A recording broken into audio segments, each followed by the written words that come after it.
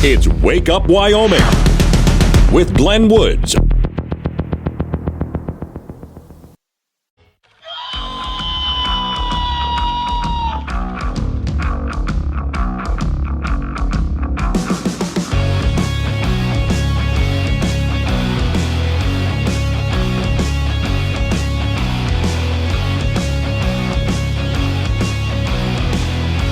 .06 the time. It's Wake Up Wyoming. It's a Friday. I am so glad you made it. Today's show is sponsored by banana-scented nose hair clippers. Clipping your nose hair never smelled so good. They got more flavors than that if you want to give it a try. Warning, this show contains reference to guns, liberty, limited government, low taxation, the cult of climate change, free thinking, cigar smoking, short people, rubber chickens, Karen's bureaucracy, liberal buzzwords, tour runs, traffic, toilets, terrible jokes, and more. No apologies will be issued. Guest callers may express any opinion they want without fear of being canceled. Unless you're a loudmouth jerk like Dave, then Glenn will hang up on you. Strap in, hold on to your coffee, and feel free to participate. This disclaimer does not refer to every person named Dave, just one particular Dave from San Francisco. We know a lot of Daves. They call this show all the time, and they're great people. So don't call this program and complain that we use your name. That would be a real Dave move. Dave. There is a whole lot to cover today, and I will. On the Togety Pass fire, the last I heard, which was from yesterday afternoon from the U.S. Forest Service, is they plan to open Togety Pass sometime today. However, as you drive through, there's going to be a portion where there's going to be a pilot car to help people through. And most of that's just because of the smoke, although there is some fire burning on the side of the road. It's mostly smoke in the area, but yeah, that's still out of control. I do have, and then we got some other fires to talk about too. At 8 o'clock this morning, 8:06 to be precise, Governor Gordon's going to be on the program with me. He's got a lot of questions people have been asking him about fighting these fires from the state's perspective, and he wants to answer that because state resources have been called in. And then there's a whole lot of other questions when it comes to, well, not just insurance on private property, but government property as well, things that have to be paid for. But and then again, a lot of questions about resources being called in to fight the fires and where we go from here. And I will ask him, because I'm curious about this, the governor has his own ranch land that's been in the family for quite a while, and I believe that's around the KC area. And I'm curious as to whether his ranch has been involved in that fire that's in around that area. So again, 8 o'clock this morning, 8:06 to be exact, is when the governor's on, and we talk about all of that. There are some evacuation notices still in effect for the Fish Creek fire, which is around Togety Pass. But again, that's supposed to be open sometime this morning to let people get through, escorted at some point, because that is a vital roadway to get through. I mean, it's just like earlier in the year where the roadway between Jackson and Utah was closed, that highway, because of a landslide. And that was a really important road to get open, of course, which they did in record time. So we have the same kind of a thing over there with Togety Pass. All right, now, I'll get back to those as the morning goes on. A story that I was working on just before I got on the air. I want you to imagine, and many of you have experienced this, I know I have. You're driving down the road and all of a sudden an animal jumps out in front of you. A deer, an elk, whatever it might be. An antelope, something jumps out in front of you. In North Carolina, I had a deer pretty much take the whole front end of my car off. I mean, not just the bumper, but the radiator was torn out. I mean, it was bad. And I'm saying I did not hit the deer. The deer hit me. The hill went up over, there was a barbed wire fence and a hill that shot up really steep next to the road as I drove down. And the deer jumped over the fence and landed down on the road right on top of my car. And many of you listening have had that happen. Okay, so you'll love, I guess, this story. Here's a couple that rented a little trailer. I mean, it's like a one-bedroom, I think, trailer that they rented, and they were going through South Pass, or near it anyway, one of the highways near South Pass. And they were going, it doesn't tell me in the story exactly where they were, but in that area.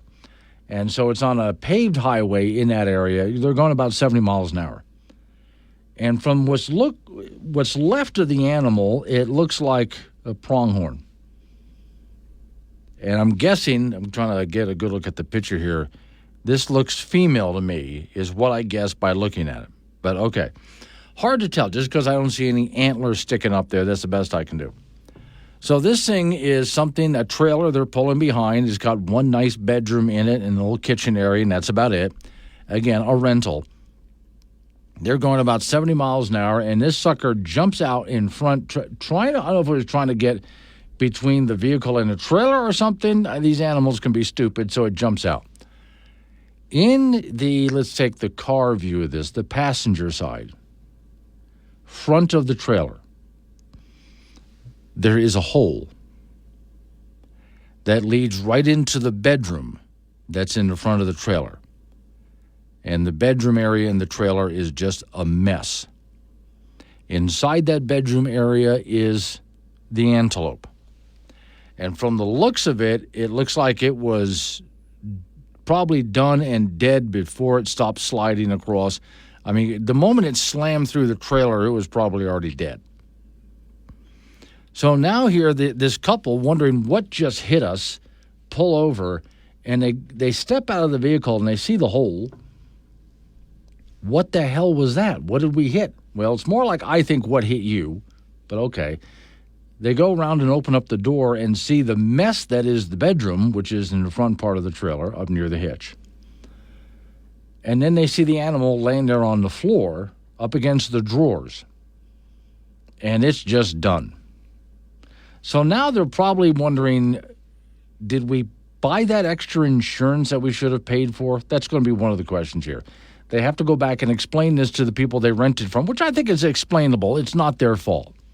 But hopefully they're covered for something like this. Then somebody's got to go clean up the mess, including get the animal out, which leads me to my next question. Here in Wyoming, roadkill is legal to eat.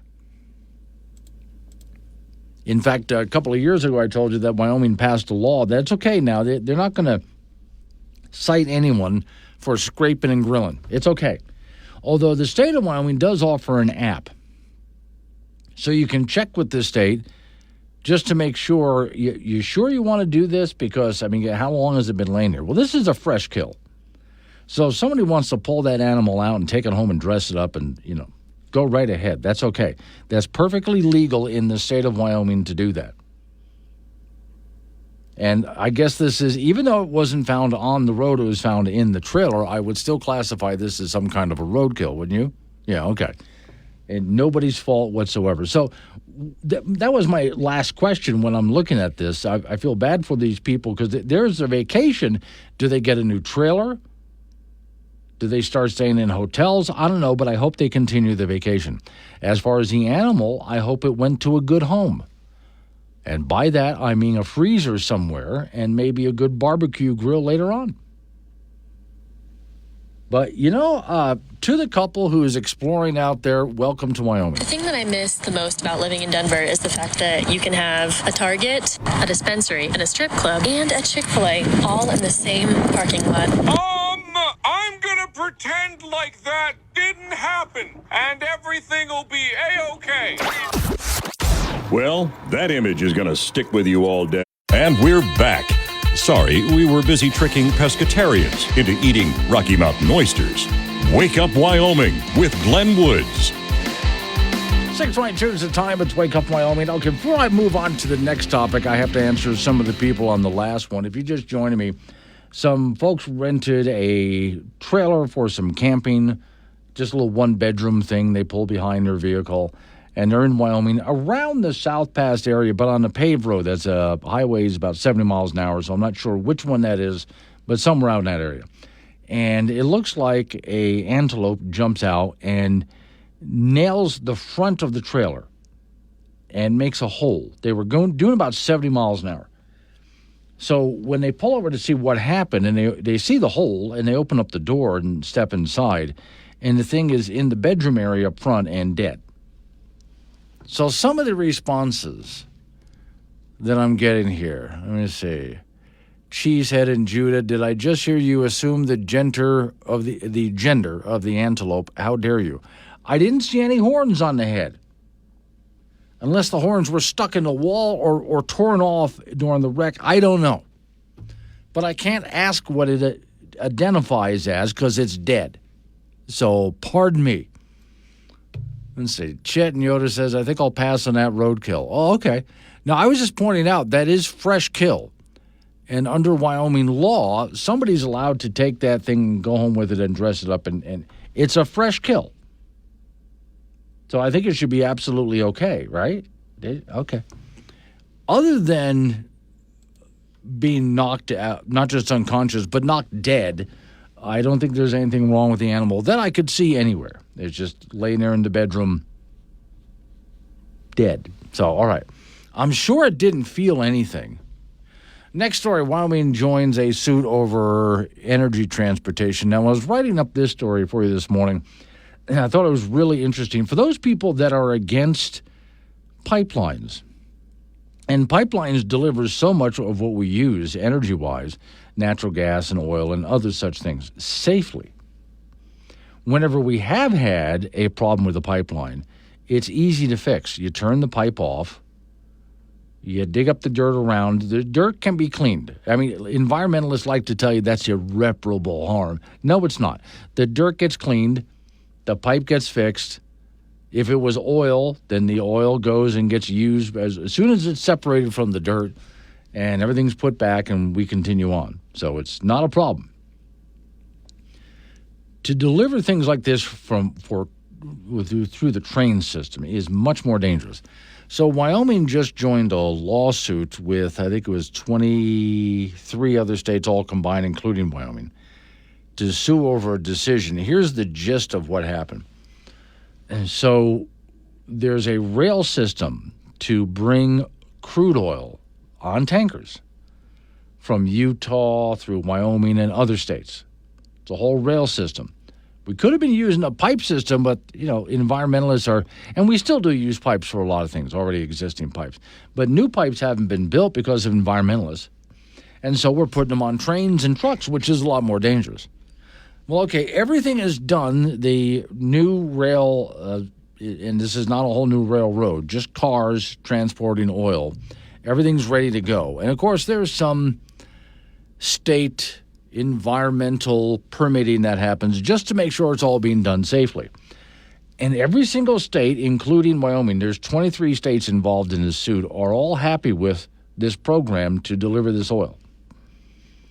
And then the federal government comes along and says, no. Well, you didn't do a proper study to find how it might affect the water in this area. And anything they can. The red tape is incredible. So these states, Wyoming and 22 other states, are all going to the Supreme Court to say enough. And by the way, we have our own environmental quality experts here in our own states. Wyoming has its own version of the EPA, the Wyoming version of it. So does Utah, so does all of these other states. We all have our environmental agencies. And all of these local environmental agencies approve this project. So we were done here.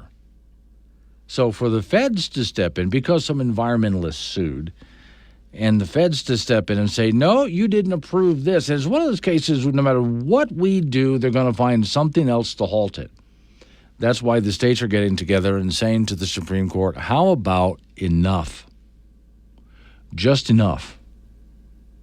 So we'll see how that goes through the Supreme Court with these states, 23 in all, suing just to put an end to this garbage, because we need this energy, and we've done everything to make sure that it's delivered safely. Would have been safer with a pipeline, by the way.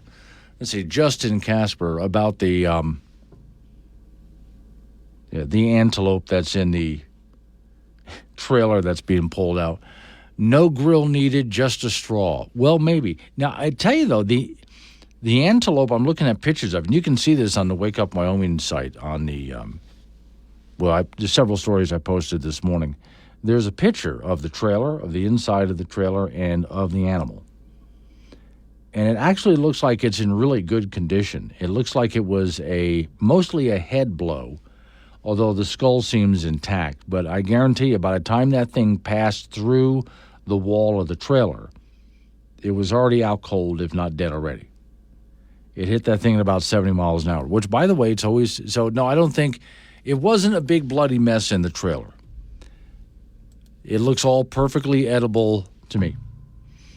But I don't think it was as much of a hit as you might imagine, because I don't know about you, I've walked up to quite a few trailers that people use for camping, and while they're very nice looking, those walls are really thin. There's not a lot to them. They want to keep the thing lightweight so you can tow it, because you're going to put a lot of stuff in there. Besides the beds, there's going to be a stove in there and a little refrigerator and tables and all that. Plus, you're going to put your luggage in there. And so to keep it as light as possible, those walls are not very thick anyway. It's still, so I think that's one of the reasons why it was easy just to crash right through. If it had been a car up front, it would have been a big dent. The thing wouldn't have been sitting in the front seat. Coming up on 6:30, local news coming your way after local news. Update on your weather forecast, and you and I get back into it again. Extended weather forecast with Don Day at 6:45, and it looks pretty good for the weekend. Maybe a little bit of rain here and there, but not much. Temperatures about seasonal for this time of year. He actually programmed a really nice weekend for us. Let's wake up, Wyoming.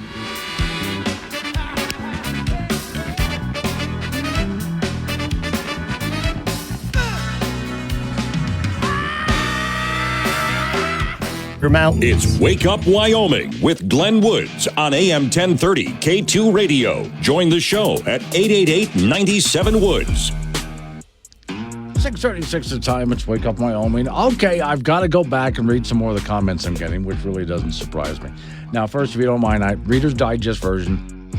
Got to get everybody up to speed that just joined me. All right, so rented camper on the back of some vehicle being towed, a little two-wheel thing. 1 bedroom. It's a smaller camper, but you can stand up and walk around it, but 1 bedroom kind of camper. And this couple had rented it to drive across Wyoming. They're around the South Pass area on some highway, paved highway, doing 70 miles an hour. And an antelope jumps out and hits the camper. All right, so if you're looking at the camper, picture the passenger side of the car. Okay, the front passenger side. There's a hole. Not a huge hole either. It looked like the thing went in head first. So when they realize they'd been hit, they pull over. What the hell was that? They go back there, see the hole. What just happened? They open up the door, step inside, look to the right. That's where the bedroom is. Bedroom is trashed. Laying on the floor up against the drawers is an antelope. It dead.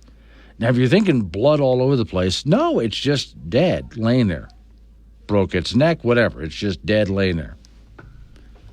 So, my thought is, first they got to talk to their insurance company. Maybe they can get another trailer. I hope they got extra insurance. I'm sure that the trailer rental company completely understands. I hope they continue their vacation. Maybe they'll just stay in hotels. I don't know. But that's a fresh kill, and by Wyoming standards, we are allowed to scrape and cook roadkill. At the Roadkill Cafe, we'll do it up your way. We'll cook it fresh right from your grill to ours. And just scrape it off the tire. We'll toss it on the fire. Come chew the fat at the Roadkill Cafe. Or in this case, don't scrape it off the tire. Just drag it out of the bedroom of the trailer and then go ahead and do what you need to do. Justin Casper said, no grill, just need a straw. Although it didn't look like it was in that bad of a condition. My sister in Lake Wales, Florida, you seem to be really studying the condition of this dead animal. Are you hungry? Looking for someone to serve you some? Actually, that's not a bad idea. It's fresh kill. I've eaten some of this animal. When prepared correctly, it's actually pretty good. I'm looking at free food here, okay? And some people would look at this and say, free meal delivered straight to your temporary home on the road. Let me see. Doug in Cheyenne puts a whole new meaning on the fast food delivery. Yes, 70 miles an hour. And let's not forget that these animals are the fastest running creature in North America. they can easily compete with some African animals. Let's see. Lori in Douglas, morning, Lori. She says, okay, so the requirement for hard-sided campers in Yellowstone, and if you didn't know this, she's right. If you want to go camping in Yellowstone, you have to have a hard-sided camper. Because bears, as one example of animals there, will just tear through. If they smell food in there, they're just going to rip in. They know it's in there. They know they can get in there, so they will. So she says the requirement for hard-sided campers in Yellowstone to keep bears out of your camper really doesn't mean much. One swipe inside. And that's true. When you go to these, and I've done this, in fact, there's a Sonny's RV has a live radar remote once a year when it comes time for camping. And they always ask me to go there and host the remote. And I kind of enjoy doing it because I've got some, okay burgers to eat that are free. And I also like walking around, taking a look at all the different kinds of campers that they have there, and many different kinds. What always gets me, though, is when you take a look at something you would tow behind, there's not much to that wall. There really is not much to it. And they do that to keep it as light as possible. It'll keep the weather out for sure, but if a bear, especially a grizzly, wanted to get inside, he's getting inside. So you're absolutely right. And then Chet and Yoder, think about it that Antelope is already loaded. Yeah. So, no, I looked at this morning as, wow, there's pictures if you want to see what this looked like. There's pictures on the Wake Up Wyoming site of the camper, only one picture of the animal inside. So you can look for yourself to see what you think of the condition of the animal. Looks to me like it probably broke its neck on the way through. Didn't look like, I can't tell by one picture, but it didn't look like much of a head injury so much as it would suffer a broken neck. And again, the hole is not as big as you would think. It looked like it sort of hit head on and the body followed and made a hole right into the bedroom area. And there it is. The bedroom's a mess as it slammed. Imagine what that felt like from the driver's point of view and what it sounded like, too, just because it hit behind them. I mean, they're driving Wyoming. They're looking in front. They're not looking behind them. So I would wonder if they saw the animal jump out at all and hit them. All of a sudden, whack is what they feel, and they kind of weave back and forth a little bit. The hell was that? And then they pull over.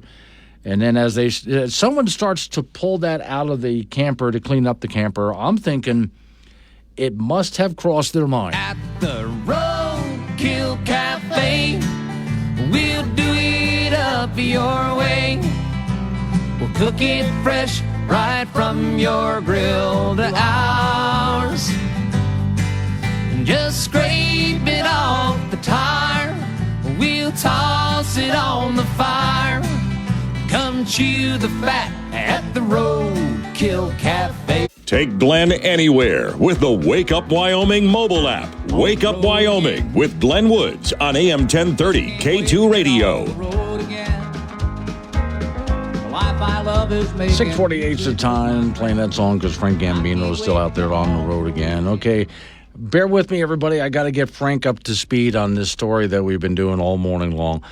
So, Frank, there was a couple that rented a trailer, and they were driving down the highway, sort of, toward the Lander area around in there. And a antelope jumped out in front, not of the vehicle, but the trailer they were towing, making a hole, and ends up dead in the bedroom area. I would take that trailer and park it right on the side of the road and let them say, and let the highway patrol put the orange sticker on there. Yeah, there you go. Yeah, and then I hope they were. I got that extra insurance. I would think. The rental company. Insurance claim, yeah. Yeah, and then I would think the rental company would completely understand. I hope they continue on with their vacation in Wyoming. That's an unfortunate thing to have happen. In the meantime, I right away started invoking Wyoming's roadkill laws because that technically is a roadkill. They're not going to eat. You don't eat antelope. Why not? I can't even think of anyone who's ever had it. No, people hunt it every year. Oh, people eat it like do they eat it, or they just put the head on the wall? No. Oh, no. Yeah, people hunt and eat antelope all the time. Yeah, so I don't know about that one. Oh no, you go check that out. People do. It's one of the biggest game out here that people love to hunt and eat. I did hear though that you got to be careful. Like when someone gave me a sample of some when I first came to Wyoming, and right away somebody said, "Don't just cook up a steak. You're not going to like it. But if you make like a chili out of it," and it turned out to be a great idea. It tasted really good there. You got to know how to prepare it. But yeah, it's one of the biggest game out there, and it is a fresh kill. So I don't think that the couple on vacation is interested in that. But whoever has had the job of cleaning up the trailer, go for it. Oh, absolutely. Have fun with that one. All right, high school football around the state tonight. In 4A, there's only one game featuring two undefeated teams, as 1-0 Natrona will be at 1-0 Rock Springs. Also tonight, Cheyenne East at 1-0 will be at 0-1 Cheyenne South. Sheridan at 1-0 will be at 0-1 Thunder Basin and Gillette. Campbell County won their opening game of the season, and they will be on the road at Cheyenne Central, who lost their opening game. And in Casper, Laramie at 0-1 will take on Kelly Walsh at 0-1. All those games will start at 6 p.m. Also in high school football, Burns will be at Lyman at 2 this afternoon. KC will be at Farson Eden at noon in the six-man ranks. Pine Bluffs will be at Shoshone at 4 p.m. And Casper Christian, and also in the six-man ranks, will play at 7 p.m. tonight in Midwest. And then tomorrow, Holyoke, Colorado will visit Glen Rock. High school volleyball, Gillette has a big two-day tournament starting today. Laramie, Kelly Walsh, Central, Natrona, and Burns will be in that deal. Over in Evanston, that is another big tournament. Cheyenne East and Cheyenne South will be participating in that one. Also in college football, the Wyoming Cowboys will take on Idaho at 1:30 tomorrow in Laramie. And they're trying to just really forget about that 48-7 drubbing they suffered at the hands of Arizona State. Well, Idaho lost to Oregon 24-14 in a really great effort against the third-rated team in the country. For the Cowboys, number one, quarterback Evan Swoboda obviously needs to play a lot better, and they didn't. And the team needs to display some kind of vertical passing game.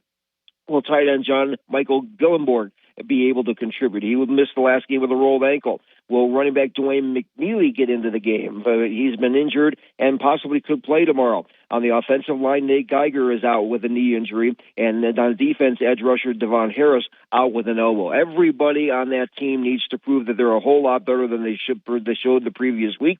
That'll be a 1:30 start from War Memorial Stadium in Laramie. We'll have that for you on K2 Radio in Casper and KOWB in Laramie. High school cross country, Buffalo will have a meet with Glen Rock, Kelly Walsh.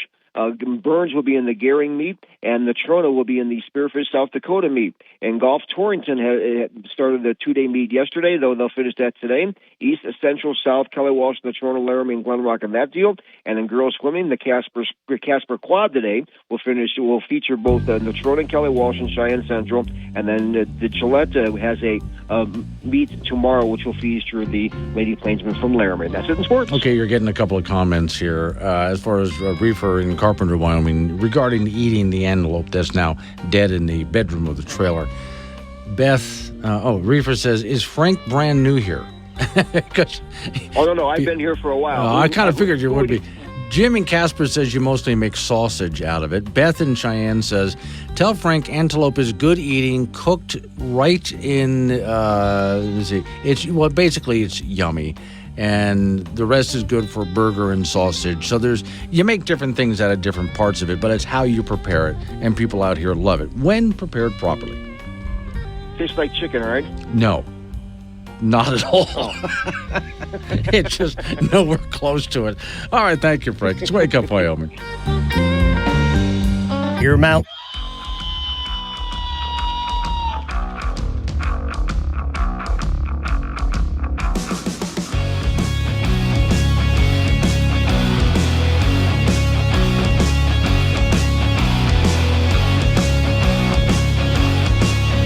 Six the time. It's Wake Up Wyoming. It is a Friday, and I'm glad you made it. Today's show is sponsored by banana-scented nose hair clippers. Clipping your nose hair never smelled so good. And they have more than just banana flavored, so if you want to go for something else, fine. Couple of things here. First off, I'm looking up right now and see what happens with Togety Pass, if it's opened yet. Word is they're supposed to open up Togety Pass sometime today. It's still closed. Okay, but the word from the, from YDOT, but also from the Forest Service, which is fighting the fire out there. Last I had heard, and I have a story up on this, that at some point they're going to try to open Togety Pass. It's heavy fire and smoke in the area. If it's open today, then part of the journey will be with a escort on the way through, a pilot car, and that's just because of all the fires there. If you want the latest on the fires in Wyoming, Governor Mark Gordon will be calling into this program at 8:06 to talk about what is happening, not just within the state, but within also federal fire officials and local as well. There's a lot to unpack there. I'll have him for about 15 minutes or so as we talk about the fires in Wyoming, including the one near KC. I think his ranch is near there. I'll have to ask him about that. But that's 8:06 with the governor this morning. Now, one more thing, and yes, we can still beat this dead antelope all morning long if you want. I'm just going to catch everybody up to speed on it. Earlier this morning, I was covering the story about a couple they rented a trailer to pull behind, and this little two-wheel thing with one bedroom in it. You've seen them.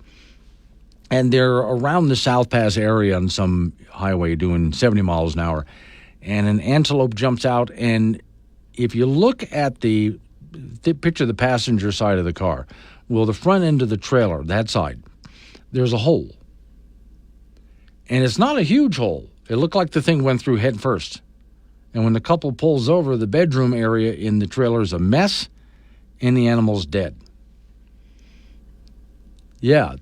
So now my discussion got to be around, well, who gets the antelope? Because now Frank Gambino was a little surprised. You eat those things? Well, Frank's lived in Wyoming for a very long time, and he didn't know that, which is surprising to me. So all sorts of people are sending Frank recipes here. That's roadkill, and in Wyoming you're allowed to eat roadkill. There's a law now, and there's an app for that. Yes, there's actually an app for that from the state of Wyoming. So here's my thought on all the recipes I'm getting from people. When I first got to Wyoming, somebody who's listening to my radio show wanted, and this is like 16 years ago, I think it was, wanted to welcome me to Wyoming. So he brings this small cooler in that he's holding in his hand. And it is jam-packed filled with all sorts of different kinds of animal meat that he's killed and had processed, from rabbits to different kinds of birds to antelope.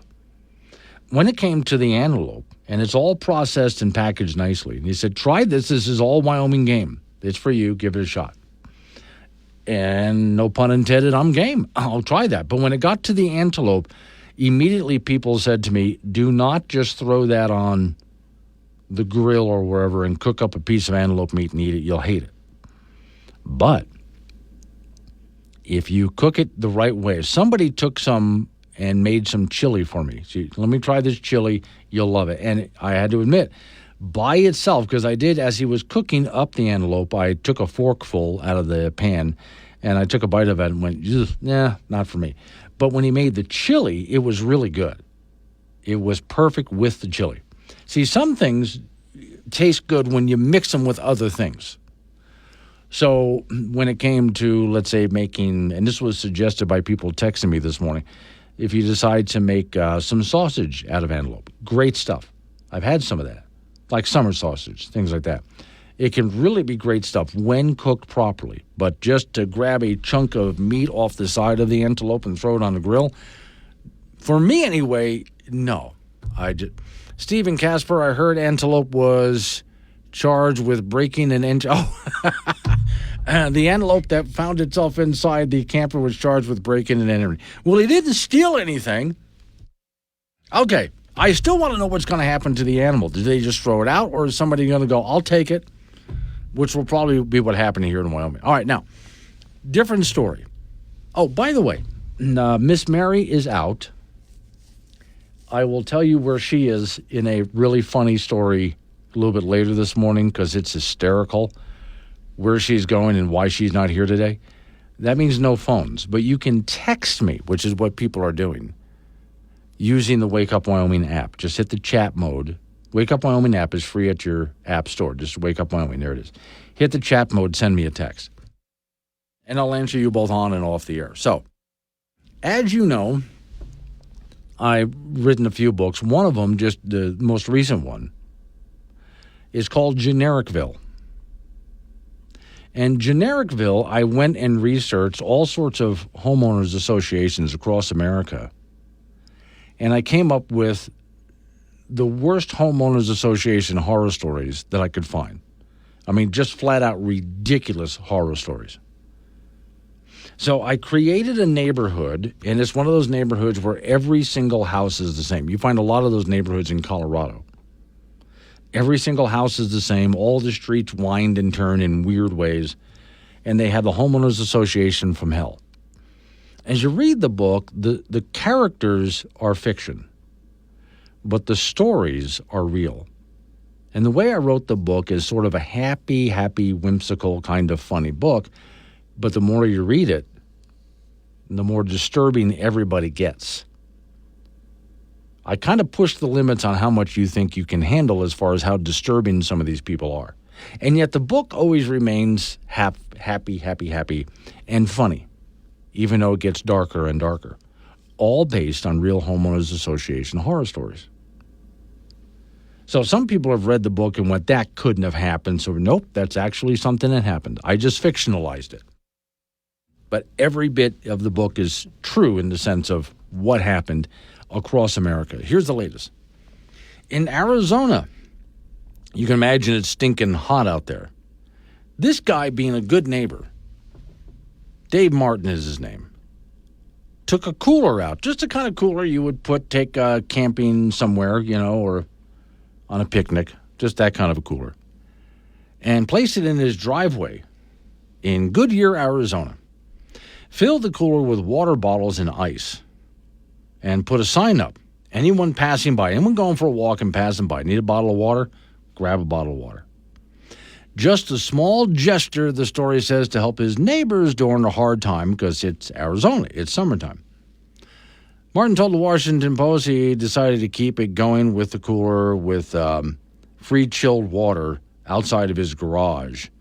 And neighbors have been really grateful. People are walking their dog, for example. Kids want to go outside and play despite the heat. They want to get outside. You can imagine people trying to mow their lawns. And it's Arizona in the summertime. So folks are walking over to the cooler and, thank you for that, grabbing a bottle of water. In April, Martin's Homeowners Association began fining him and his wife for violating the association's rule to store items out of view. This is why I wrote the book Genericville, because of people like this. Well, you're not storing things out of view, so we're going to start to fine you for that. This is who you do not let become a member of your association, especially on the board anywhere. According to Martin, the letters Martin shared with the newspapers there, it increased to hundreds of dollars in the following months that he owed. The group whose complaints were first reported by AZ family threatens to continue fining Martin until he removes the water cooler. He refuses to pay, and my answer is, good for you. I'm doing what I believe, and I'm doing it to take care of my community. I mean, if you think about it, it's positive. It's neighborly. It makes people feel good. Not just because it's water on a hot day, but because they've got a great neighbor. The Canyon Trails Unit 4 West Community Association, Martin's Homeowners Association, said in a statement that it did not object to Martin's providing water, but the community rules do not allow a resident to advertise water bottle distribution in front of an ice chest located next to their garage that's visible to other neighbors. Quote, the board has diligently worked with residents so as to allow him to continue making water bottle or bottled water available as if requested. Okay, but they've got to keep it out of view. Martin denied that the association had been cooperative in addressing the issue. A manager from First Service Residential, the property management company used by the association, declined to speak with Martin. Because in other words, he wants to go ahead and have a little conversation with these people and settle this, but they're not talking. Quote, as community management partner, we continue to work closely with the board to create solutions that will support all of our valued residents, blah, blah, blah, puke, puke, puke.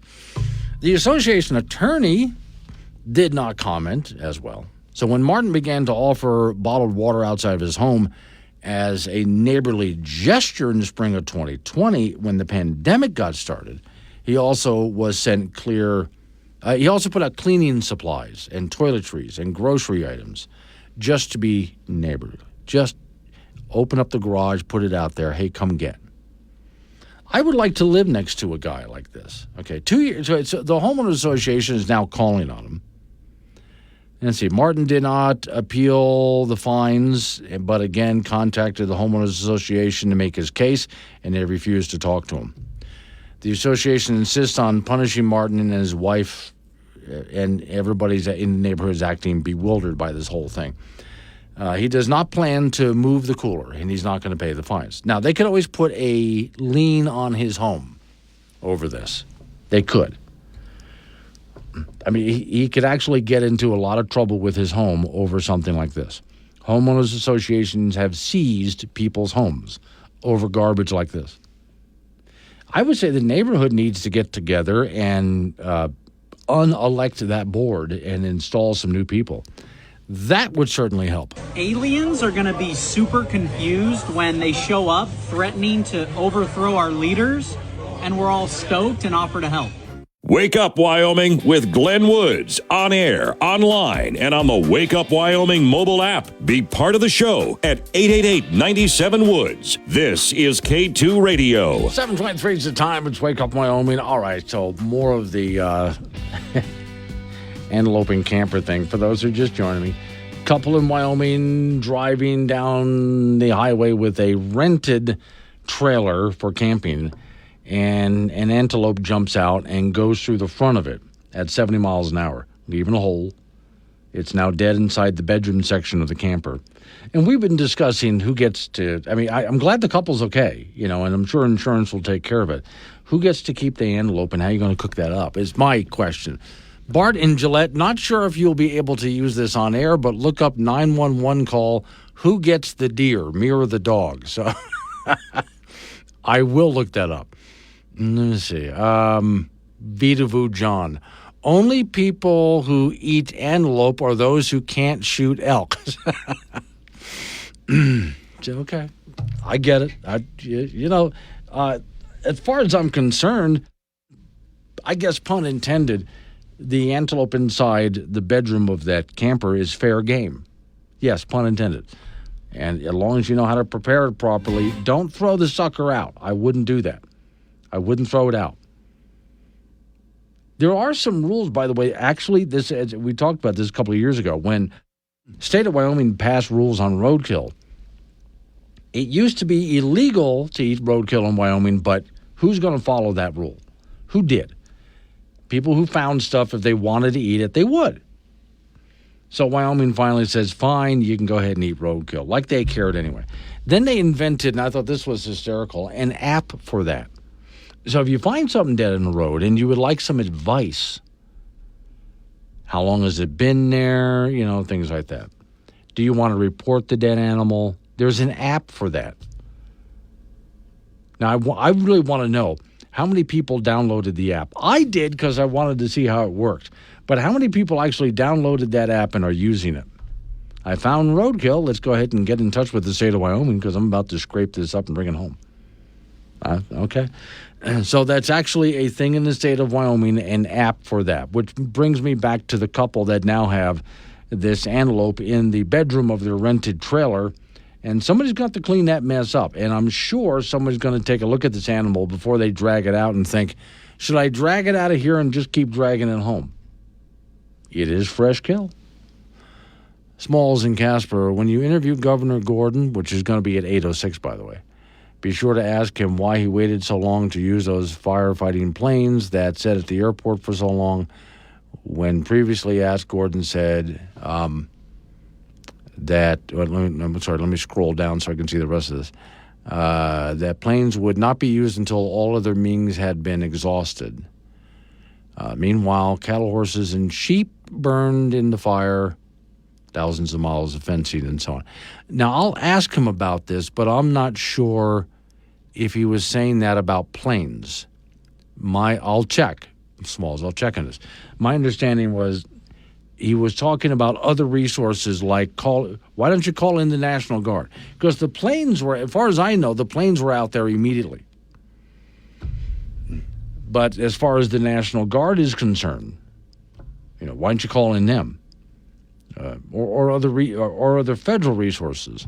And I will ask him about that. There's a certain way that they call in different resources, because if you call in everything and use it on certain fires, then what do you have for other fires popping up in other areas? Now, that's how I read the story originally, but I will ask him about that. But Smalls, as far as I know, airplanes were up there immediately. In fact, if you go to the airport where my plane's at, they built a new facility that is a lot bigger and bolder than the facility they had before. And they're even thinking about enlarging that more. And big planes came in. Small planes for spot fighting, and some big planes came in as well. And they were coming and going for quite a while. And I know that because I watched them do it. And so, yeah, they had been using airplanes. I think that article that I read had to do with bringing in the National Guard or other firefighting resources like that. So, again, 8:06 is when the governor comes on, and he wanted to call in specifically to talk about the fires. I keep checking in because my understanding from the U.S. Forest Service working with WYDOT is they wanted to open up Togety Pass at some point today.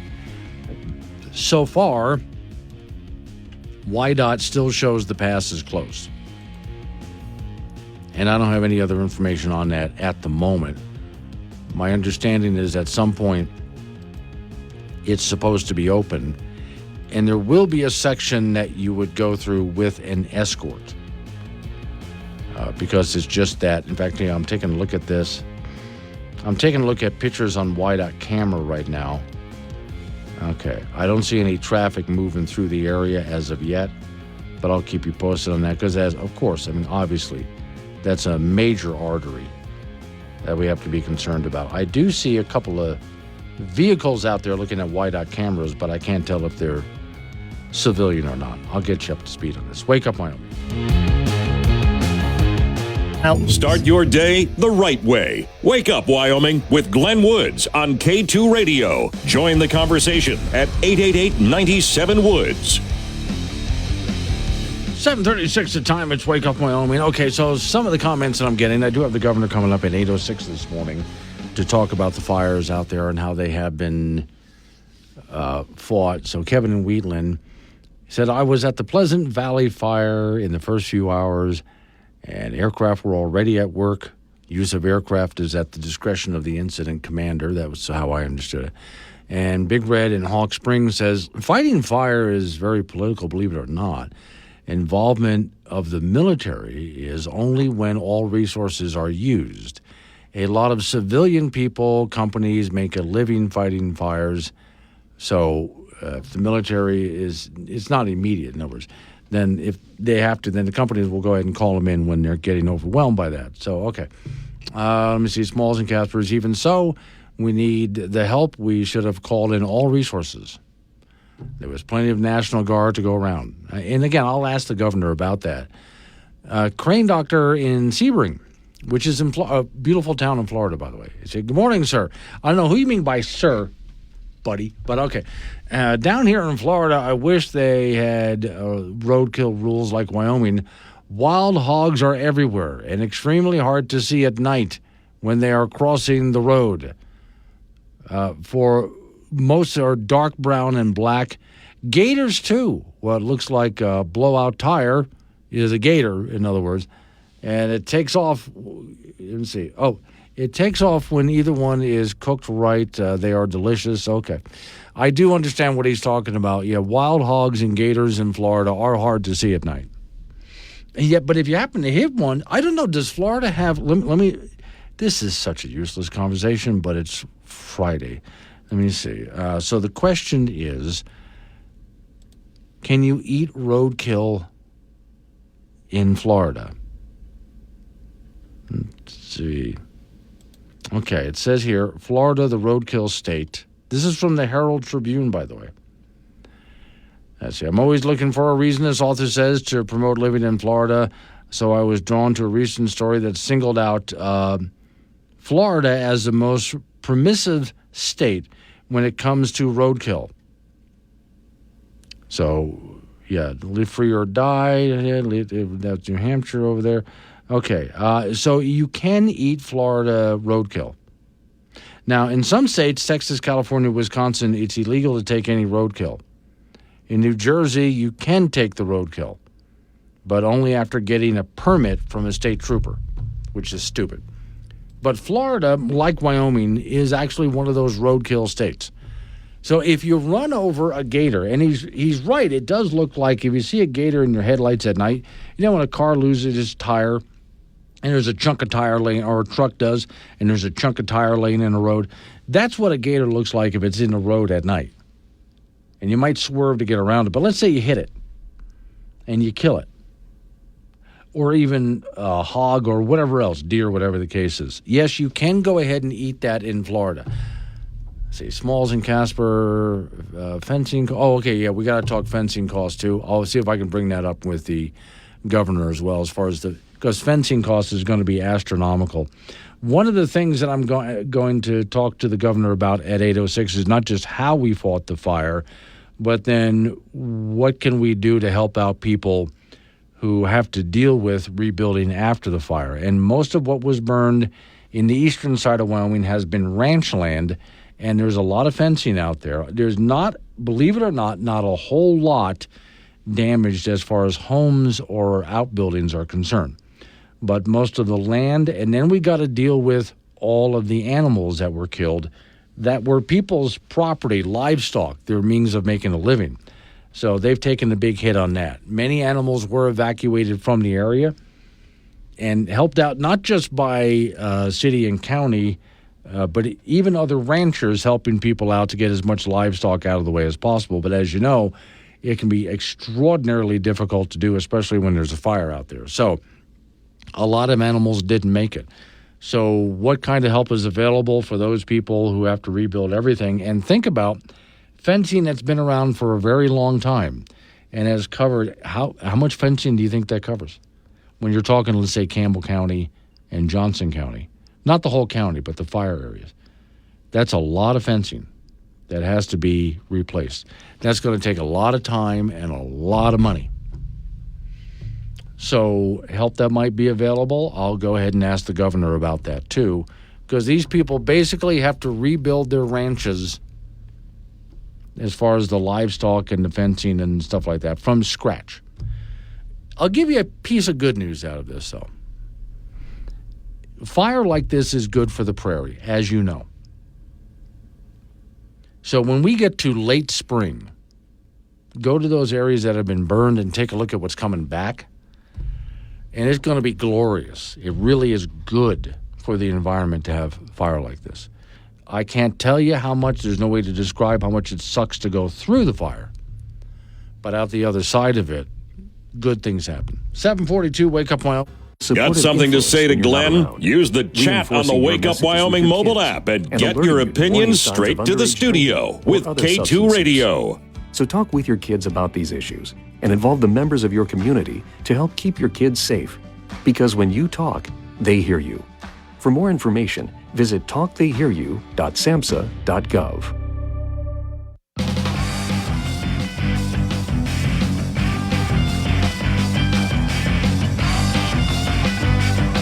$7:45 is the time. It's Wake Up Wyoming. Off we go to talk to Don Day from Day Weather. So before we get into the weekend weather forecast, Don, I did catch on your YouTube page, you did an extended forecast looking into what might, and I have to emphasize might, happen this winter. And it looks like the kind of winter we would like. Just enough snow, just enough cold.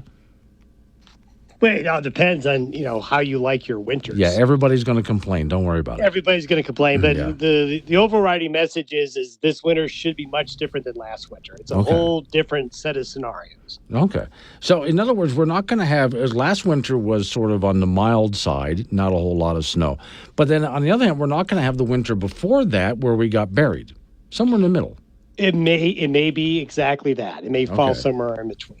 Okay. But you see, he's hesitating because you got to wait and see with long-range forecasts like that. Let's take a look at the weekend. Things warm up nicely, but I don't see any temperature forecasts out there that are really bad. It's just going to be on the warm side, Yeah, this is classic early September weather. I mean, it's going to really be nice.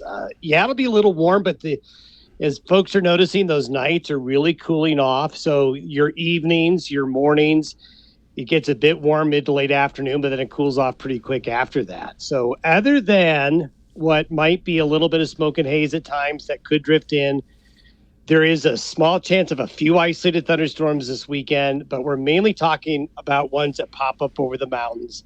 This is just one of those classic September weekends where the weather's just, great. And It should be that way into Monday and Tuesday. Okay. So it's not until, let's say, maybe later next week that we see rain again, because I think we're dry for a while. Well, we are. When we get into the Wednesday through Friday time frame of next week, that's when we'll have a better chance of some showers and also a bit of a cooling trend. But probably through at least Tuesday and Wednesday of next week, other than the isolated thunderstorm, very little going on with the weather. Okay. I would like to thank you for programming a very nice weekend.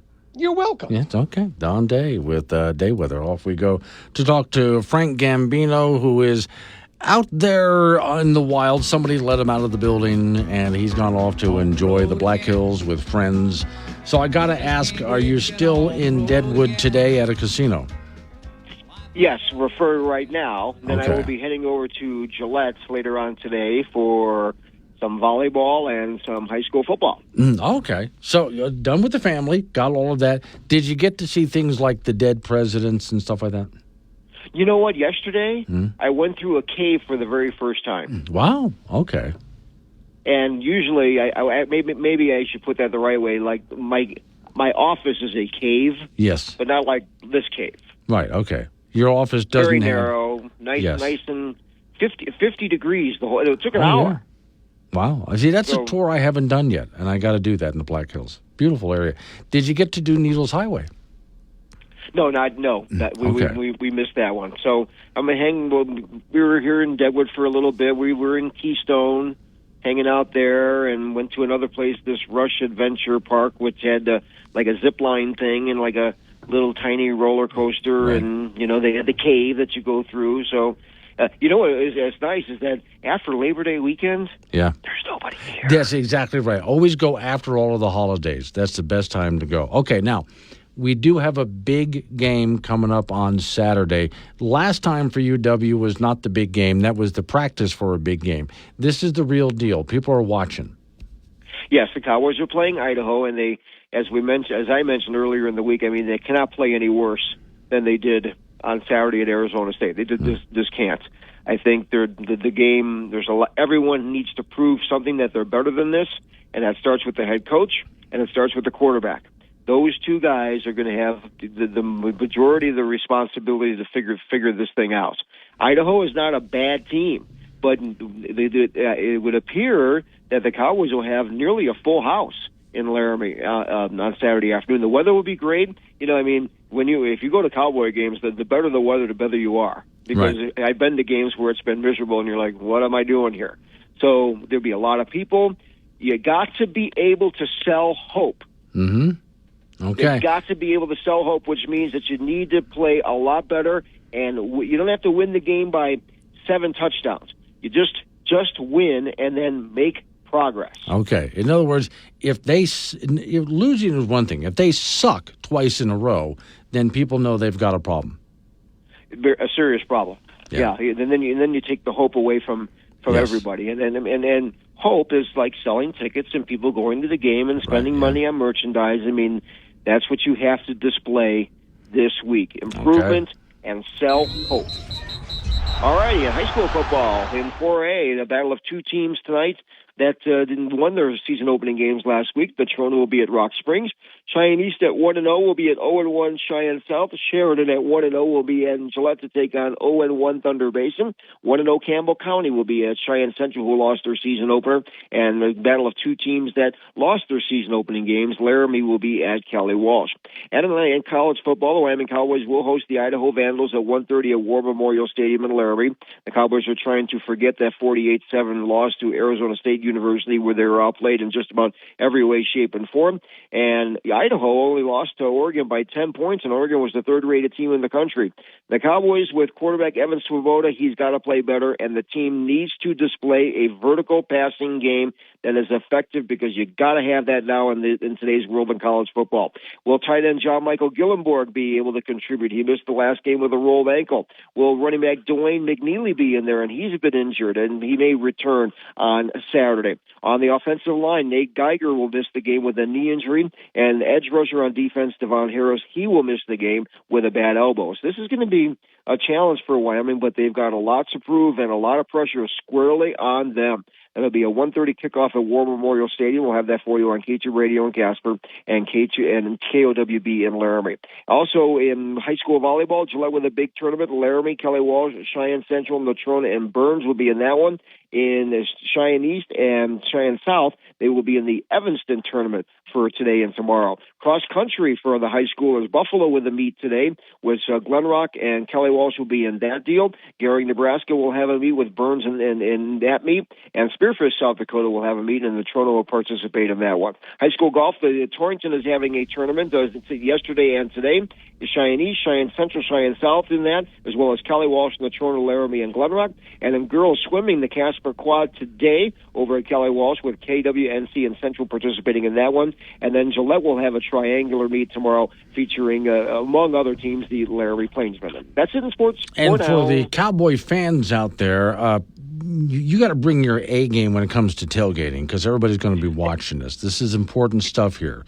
It's going to be I've watched Cowboy tailgating for years, yes. and they're very good at it. Like really good. It's going to be like the perfect weekend weather-wise, and this is going to be a really good game. So they got to bring the A game when it comes to tailgating. Make it look good, because everybody's watching, Frank. Well, and a part of these things, since Wyoming is so spread out, is that it's a big reunion of fans. Oh, yeah. Normally you don't see these people, with the exception of, like, home football games. That's okay. Bring your best. So have fun with it. Yeah, bring your best brats. All right. Thank you, Frank. Coming up on some local business, we got to take care of news time after that weather forecast. Now, 8:06. Governor Gordon is on the phone with me for an interview about the fires across the state of Wyoming and where we are now, but also there's some questions you guys have raised about the response to the fires, and did we do our best with it, or could we brought more out? I've got a lot of those questions you've asked, and I'll throw them all at the governor coming your way at 8:06 this morning. Wake Up Wyoming.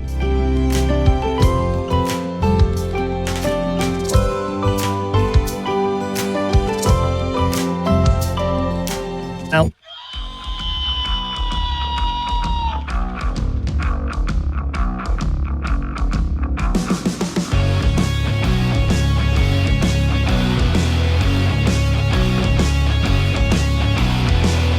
.06 the time. It's Wake Up Wyoming. My name is Glenn Woods. Thanks for joining me. So a few weeks ago, a bunch of thunderstorms moved across the state of Wyoming, but they were the drier kind of thunderstorms with a lot of lightning, and that sparked fires all over the state right during one of our driest periods of the year. And so, of course, between KC and Buffalo, Gillette has had its own problems.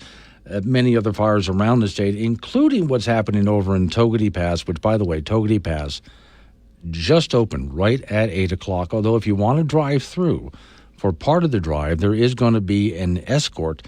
So you're going to have to follow the Follow Me car to get through some of that smoke and fire area. But it is open again. On the phone with me right now is Governor Mark Gordon, who has been, I guess, Governor, monitoring and watching this and opening up resources when you can. This has been quite a fight for the past few weeks, hasn't it?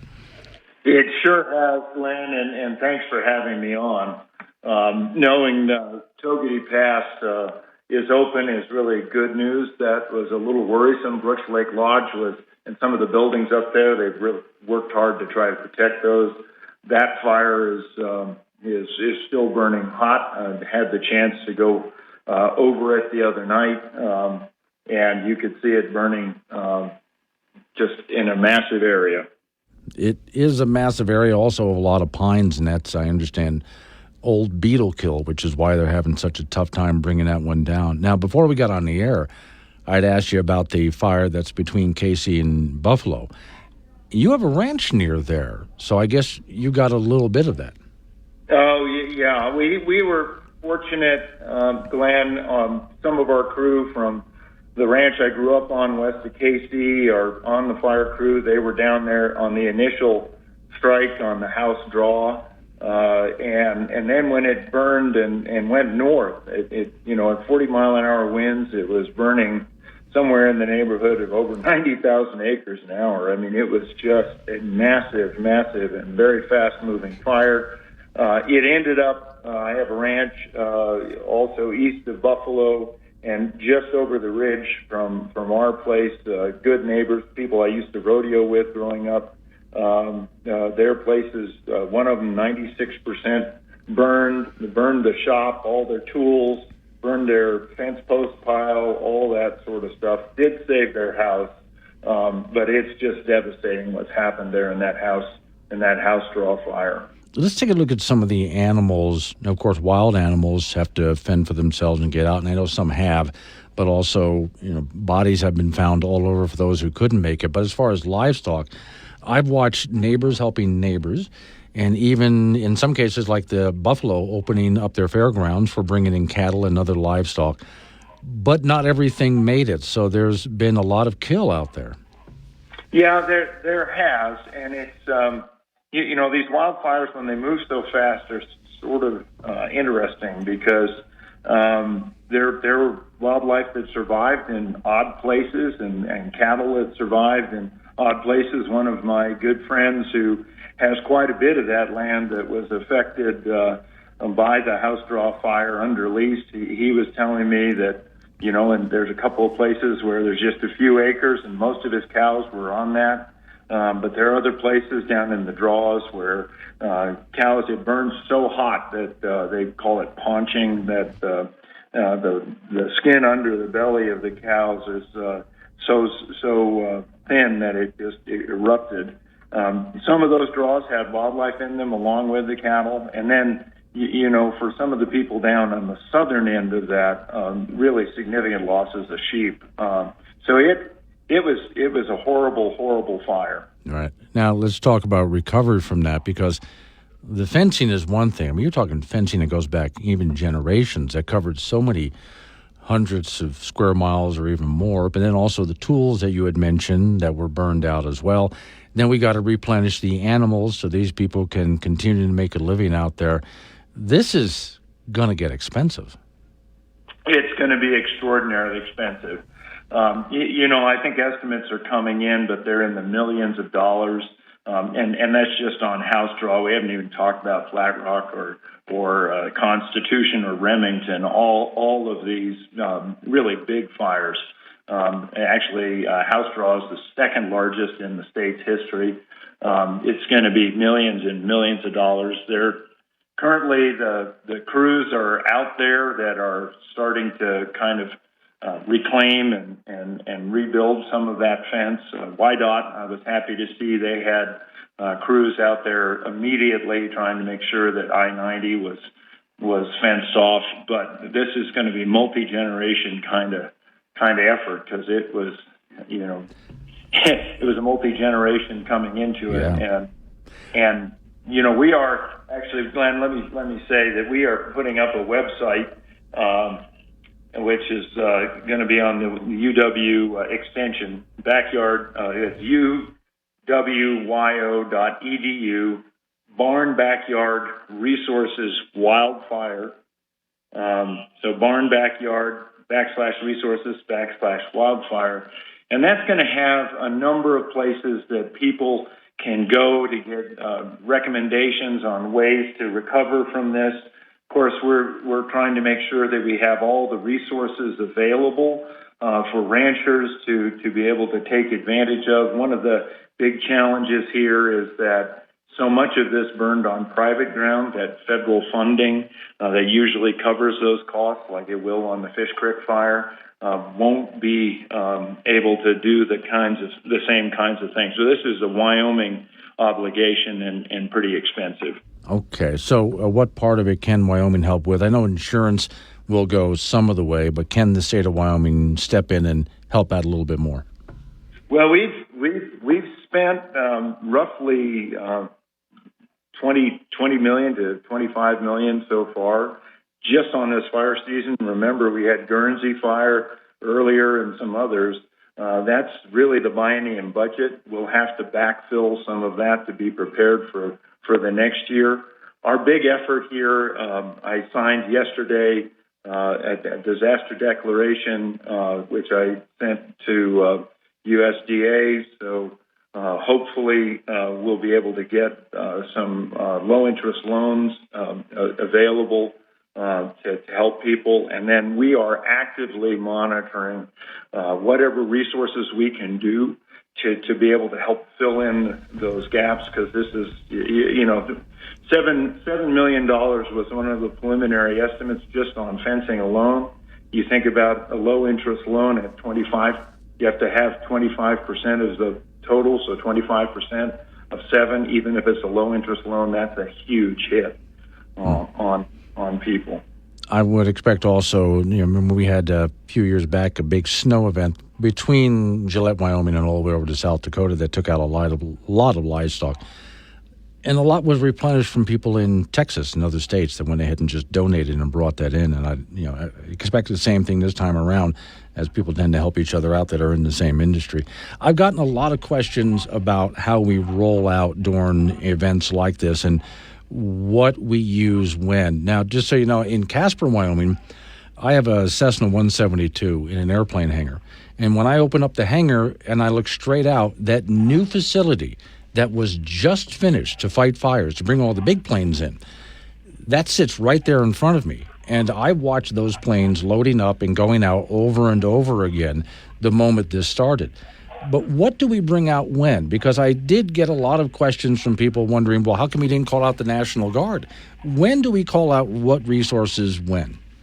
Yeah, well, let's start with the National Guard. We have these what are called mass units. They're take-our C-130s, and they load a Forest Service-owned unit into the back that can put retardant down. So when that requires a federal call-out, because it's not, we have the plane, but we don't have the equipment that holds the slurry. So that has to have a federal call-out on that, and we have to wait for when that happens. Generally speaking, Guard resources are available after we've used up all the other resources we have.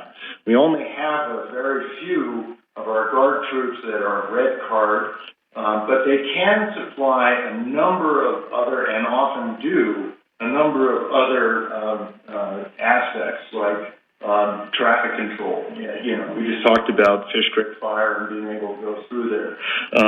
They can do ancillary help for medicals, and they also have the ability with some of their helicopters to be able to have bucket runs as well. And that is something that the incident manager, so every fire has an incident commander, and the incident commander will call those resources as necessary.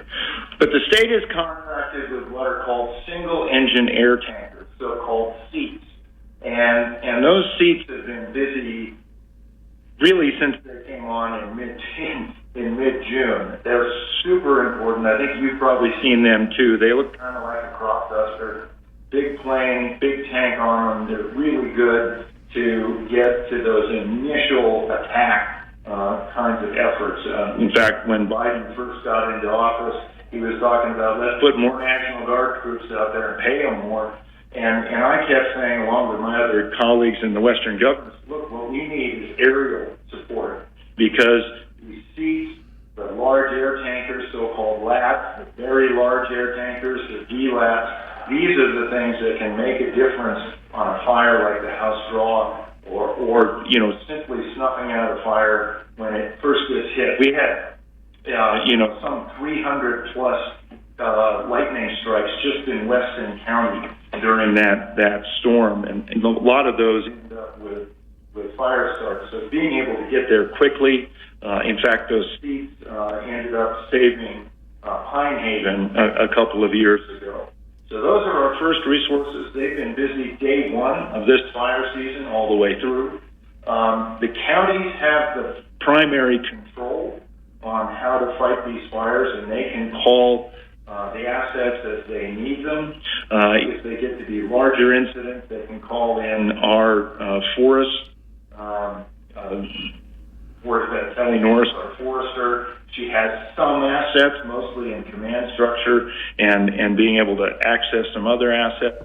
And in the case of those fires, the Remington, the House Draw, Constitution, and Flat Rock, that became large enough that it really required an incident management team at the federal level. So we have the Southwest area incident management chain. It's similar to when we had the fire west of Laramie a few years ago. That one we also had to have the Southeast Blue Team on that fire. Okay. Boy, we're going to have a lot of work to do just to finish putting these out. And then there's going to be a whole lot of cleanup. As we get to those stages, if you got more that you want to talk to us about, of course, my line's always open to you, and I appreciate the time. Well, Glenn, and thank you. And let me just put a plug in. We're really anxious to make sure that we get these people whole, and a part of that is going to come next year when we start seeing things like cheatgrass come back, and we're going to need to address that aggressively to make sure we don't just have another tinderbox. All right. Thank you, Governor Gordon. Appreciate you coming on this morning. Thanks, Glenn. It's Wake Up Wyoming. Live and local, all across Wyoming. Wake Up Wyoming with Glenn Woods on K2 Radio. Join in at 888-97-WOODS or the Wake Up Wyoming mobile app. 8:24 is the time. It's Wake Up Wyoming. I am right. It is in Evansville. Asking me if I'm in the Casper Studios. Yes, I'm in the Casper Studios today. At times I could be in, let's say, the Cheyenne Studios. There's multiple stations that carry this program, and I can move around a little bit. So, sorry about the governor's audio. I got to convince him to, when he talks to me over the phone, pick up the phone, don't put me on speakerphone, because it doesn't sound as good as when he's on speakerphone. Now, I did mention Togety Pass is reopened. I just went over to the YDOT site to take a look at their cameras, and I see there is traffic moving through Togety Pass. Now, however, it's one of their cameras here. I'm looking at a picture of it. If you want to go through Togety Pass, you can. It is really smoky. And at some point, there will be a follow-me car to kind of take you through the worst of it.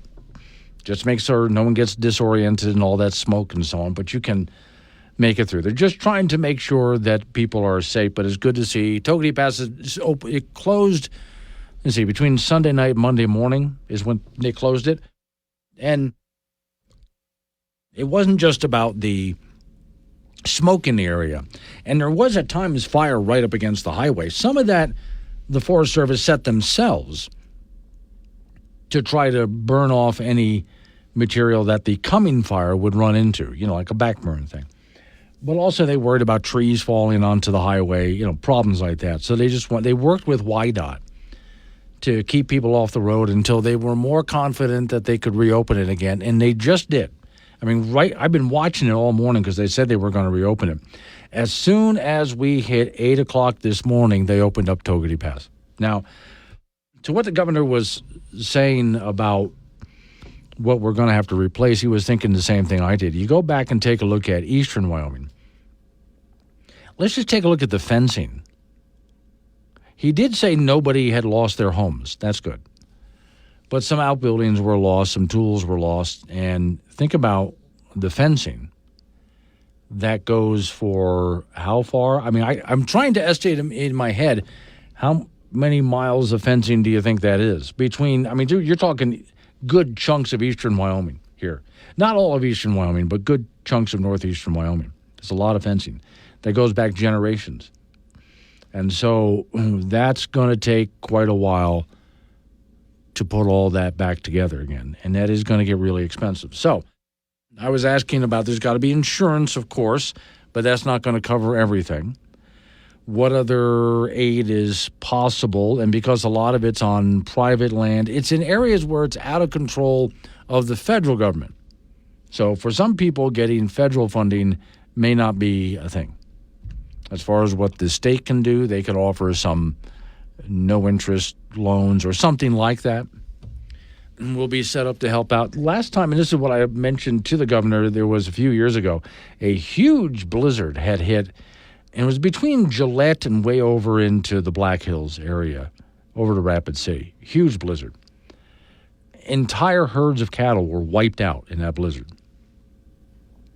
And I watched as people from Texas, other ranchers from around the country, but both sheep and cattle, put together whatever they could, which was quite a bit of an offering, and just drove it up and handed it over so people could restart their herds, which I wouldn't doubt happens here. The governor did address as well cheatgrass, as he calls it, which is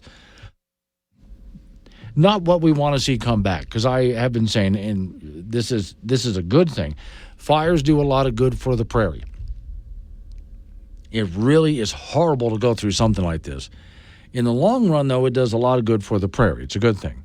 However, there are some things we don't want to see come back. And for those people who have to deal with cheatgrass, that's going to be one of them. So we'll have to make sure we can manage the best we can what actually does grow back into the area. And again, you're talking huge areas that we got to cover here. So it's going to look really interesting, not just spring, but late spring. It's going to look really interesting out there. All right. Coming up on some local business that we have to take care of, we're going to get into news time after news, update on the weather forecast, and you and I get back into it again. Miss Mary's not here, and I can't do phones today, but you can text me all morning long. Just use the Wake Up Wyoming app, hit the chat button, and send me text messages. I got more to talk about, but you can interrupt me, and I'll talk about that other stuff, too. It's Wake Up Wyoming.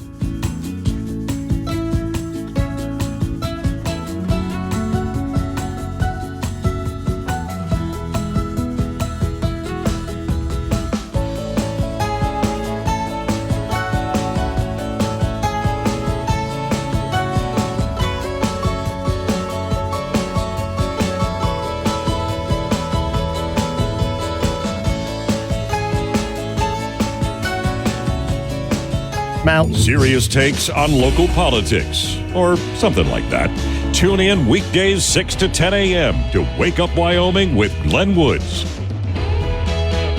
8:36 the time. It's Wake Up Wyoming. My name is Glenn Woods. Thanks for joining me. Okay, Miss Mary. Oh, I got to tell you about Miss Mary. Hang on.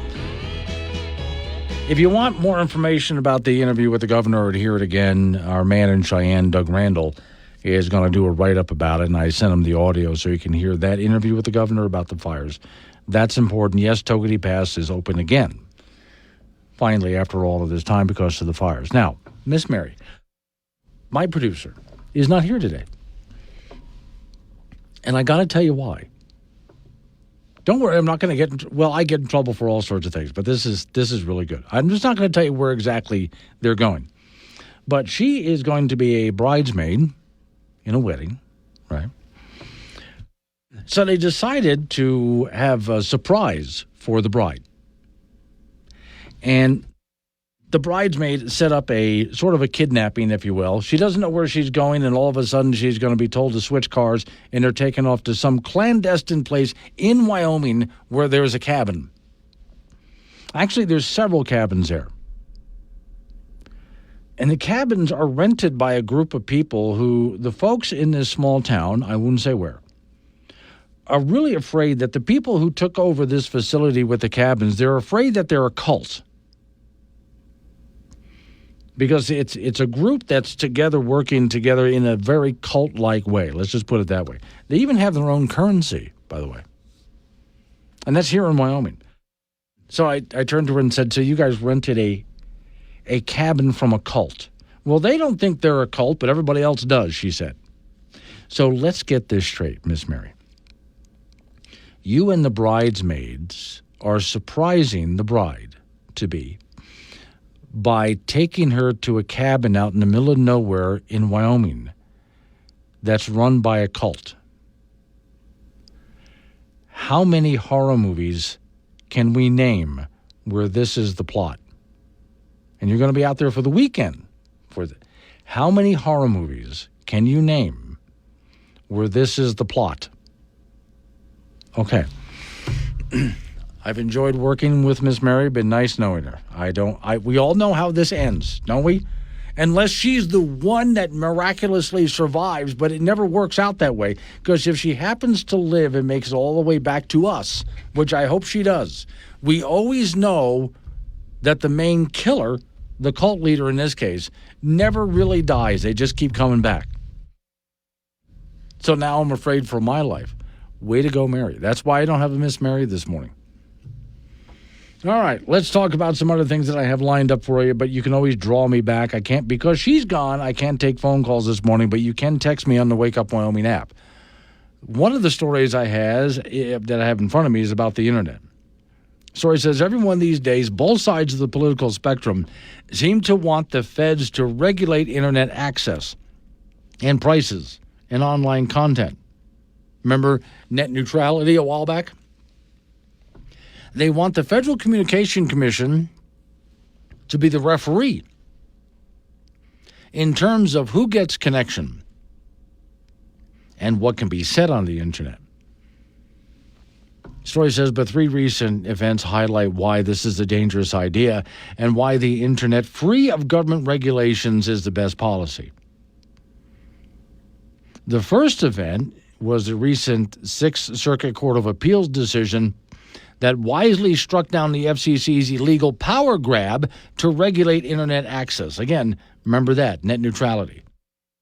Biden-Harris administration has wanted to treat the internet as a utility and a common carrier. By the way, this goes all the way back to the Obama administration when they did this.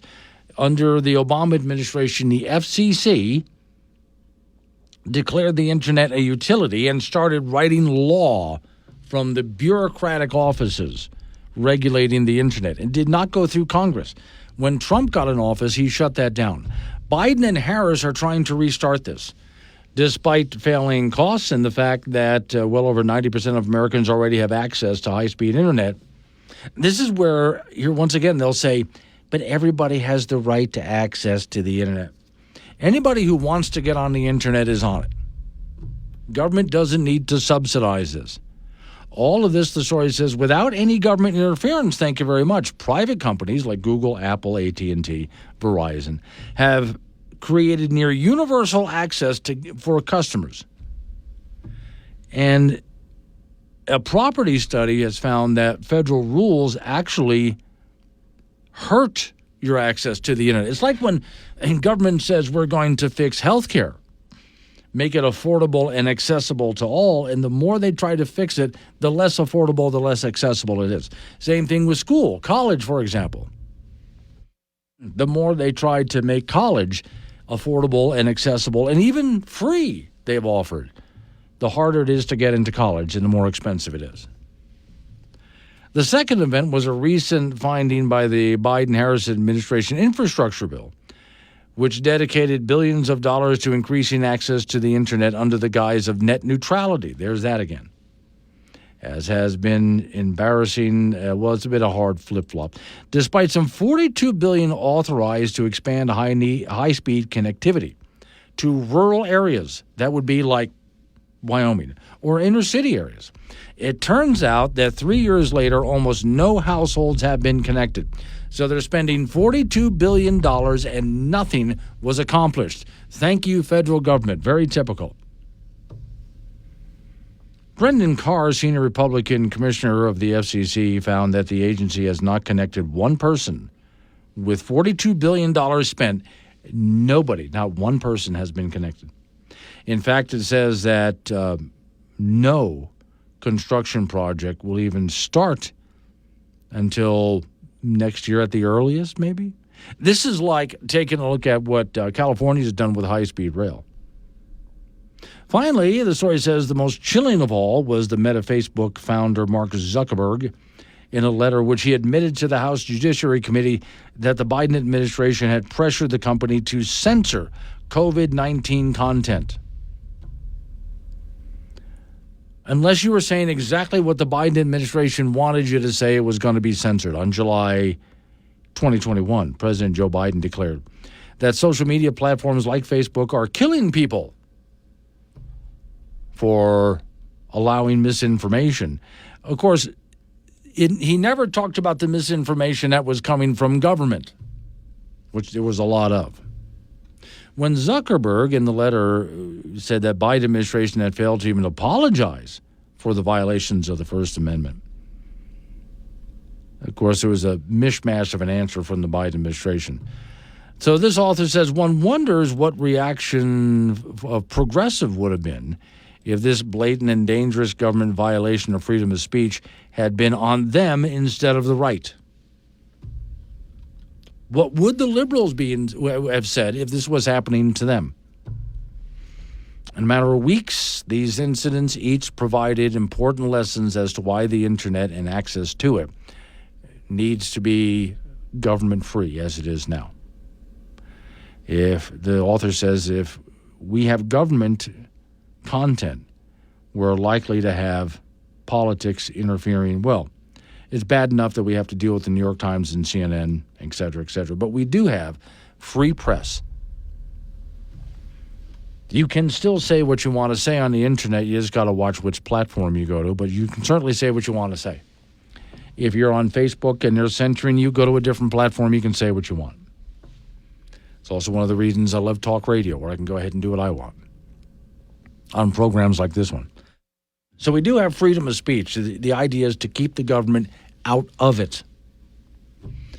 Doesn't surprise me that after the Obama administration tried to seize control of the internet and make it a utility under government control, price controls, speech controls, access control, that the Biden administration is trying to do the same thing. So far, the courts have told them no. Let's keep it that way. 8:45, wake up. News and weather together at the top and bottom of every hour. This is Wake Up Wyoming with Glenn Woods on AM 1030 K2 Radio. 8:48 is the time. It's Wake Up Wyoming. Off we go to Frank Gambino, who has been enjoying himself with family, which means he's on the road again out there in South Dakota, where he has spent time in casinos, and probably you didn't spend a dime, I bet. You know what? I think I'm up $10. Really? How so? Well, because I probably have only spent $10. Okay. So I was that on gambling? You think you think you spend time in a casino and you spend some money, but a lot of times you just have to kind of walk by those machines and just stare at them and let's move on a little bit. Right. You know. See, easy for me because those machines hold no interest whatsoever. Oh, I'm the opposite. They hold a tremendous amount of interest for me. But I can't really lose too much money doing it. Oh, okay. All right. I do admire, now you go back to, I did walk into a museum a while ago and took a look at the first slot machines. And wow, that was interesting to see because that was all clockwork stuff, right? Today, however, wow. I mean, colorful bells and whistles on there, and then there's all these graphics that pop up, and some of them have fantasy characters in them. I mean, it really is something. Yeah, they had to make the numbers bigger for all the senior citizens who are gambling their Social Security away. Yeah. No, when I take a look at how they dress these things up, I wonder how much electricity does one slot machine use during the course of a day? It's got to be a lot. Well, and then there's probably 200 machines in some places. Yeah. Now, of course, these aren't the slot. I don't think they do the slot machines there, do they? Isn't it? I know in Wyoming it's sports betting. Right, but like in South Dakota, gaming is legal here in Deadwood. Oh, okay. So, trust me, they're making enough money to cover the power bills. Oh, and then some. Sure they are. Yeah. Now, have you seen anybody win anything? No, but I keep seeing pictures of people who they take their picture. Mm-hmm. Hey, Debbie won $10,462.27. Yes. I'm like, well, that's good for her. But good for how I need to be. Take my picture. Yes, take please. my picture. All righty, high school football around the state. This is a lot of action in 4A. The Trona at 1-0 will be at 1-0 Rock Springs. Sheridan at 1-0 will be at Thunder Basin. Campbell County at 1-0 will travel to Cheyenne to meet Central. Also in Cheyenne today, Cheyenne East at 1-0 will be at 0-1 South. And Laramie at 0-1 will be in Casper to meet Kelly Walsh, also at 0-1. Also today in the 6-man football, KC will be at Farson Eden at noon, and then Casper Christian will be at Midwest at 7 p.m. And also in 1A 9-man, Pine Bluffs will be at Shoshone at 4 p.m. And in 2A, Burns will be at Lyman also at 2 o'clock in the afternoon. Then tomorrow, Glen Rock in the 3A ranks will host Holyoke, Colorado. All the scores from high school football tonight on wyopreps.com. College football, the Wyoming Cowboys will host the Idaho Vandals at 1:30 at War Memorial Stadium tomorrow in Laramie. The folks were just drilled by Arizona State last week, 48-7, so they got to either A, completely forget about it, or learn from it. And Idaho played Oregon to a decent game, only lost by 10, and Oregon was rated 3rd in the country. For the Cowboys, obviously, quarterback Evan Swoboda needs to play better. And the team as a whole, plus with him, need to establish and show a vertical passing game. They have to have it in the college football world today. Will tight end John Michael Gillenborg play today? Will he contribute? He missed the last game against Arizona State. Will running back Dwayne McNeely contribute on Saturday? We'll wait and see. A couple of injuries one on the offensive line. Nate Geiger is out of the game with a knee injury, and edge rusher Devon Harris will miss the game with an elbow. Cowboys are favored, but all of a sudden the odds for the Cowboy Idaho game doesn't seem to be listed anywhere. Not available. So it's a 1:30 start from War Memorial Stadium. We'll have that for you on K2 Radio in Casper and KOWB in Laramie. High school volleyball, big tournament in Gillette for 2 days. Laramie, Kelly Walsh, Cheyenne Central, Matrona, and Burns in that deal. Cheyenne East and Cheyenne South will be in the Evanston volleyball tournament. Cross country for the high schoolers. Buffalo hosts a meet today, and Glen Rock will be in that deal as well as Kelly Walsh. Garrick, Nebraska will have a meet, and Burns will be in that deal. And Spearfish, South Dakota has a cross-country meet, and Natrona will participate in that. In golf, Torrington has a 2-day meet. Yesterday was the first round. Today's the second round. East, Central, South, Kelly Walsh, Natrona, Laramie will be in Glen Rock, and will be competing in that. And girls swimming, the Casper Quad today at 4 p.m. over Kelly Walsh, Natrona, and Cheyenne Central competing. And the Gillette Triangular will be tomorrow with Laramie, one of the teams participating in that deal. And that's it in sports. Frank will be hanging out in Gillette. Yes, I'll be in Gillette. Yes. And the weather's supposed to be nice. Yes, should be. So I'm ready. Hopefully not too smoky for you. All right. See you on Monday then, right? Well, you got one more time with me. Okay. Sorry. No, I mean today. But I mean Monday you're back. Yeah. Yes. Okay. Oh yeah. Okay. I need to get back to my normal miserable life. Yeah. Yes, more normal miserable. I think that's well stated. Thank you, Frank. Coming up on some local business we got to take care of. News time after that. Wake up, Wyoming.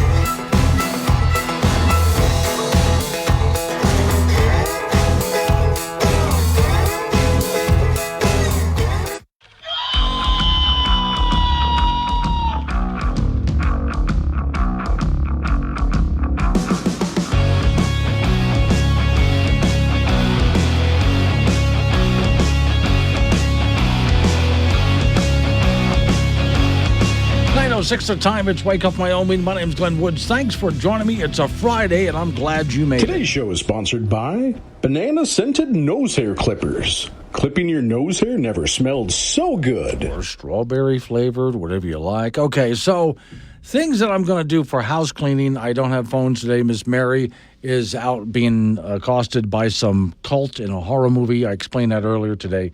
It's an interesting story, and I probably will never see her again. But because she's gone, I'm not able to get at the phones. That's a whole nother story. But you can go ahead and text me while I'm on the air. Just use the Wake Up Wyoming app. It's free to download at your app store. Hit the chat option, send me text messages. All right, so and this is house cleaning, meaning there's several things I want to get to before we get into the weekend here. This is a good question. Vice President Harris, after the shooting that we had at a school this week, is once again calling for gun control. Yet, has completely ignored illegal immigrant gang violence, or, for that matter, closing the border. as more and more violent criminals come.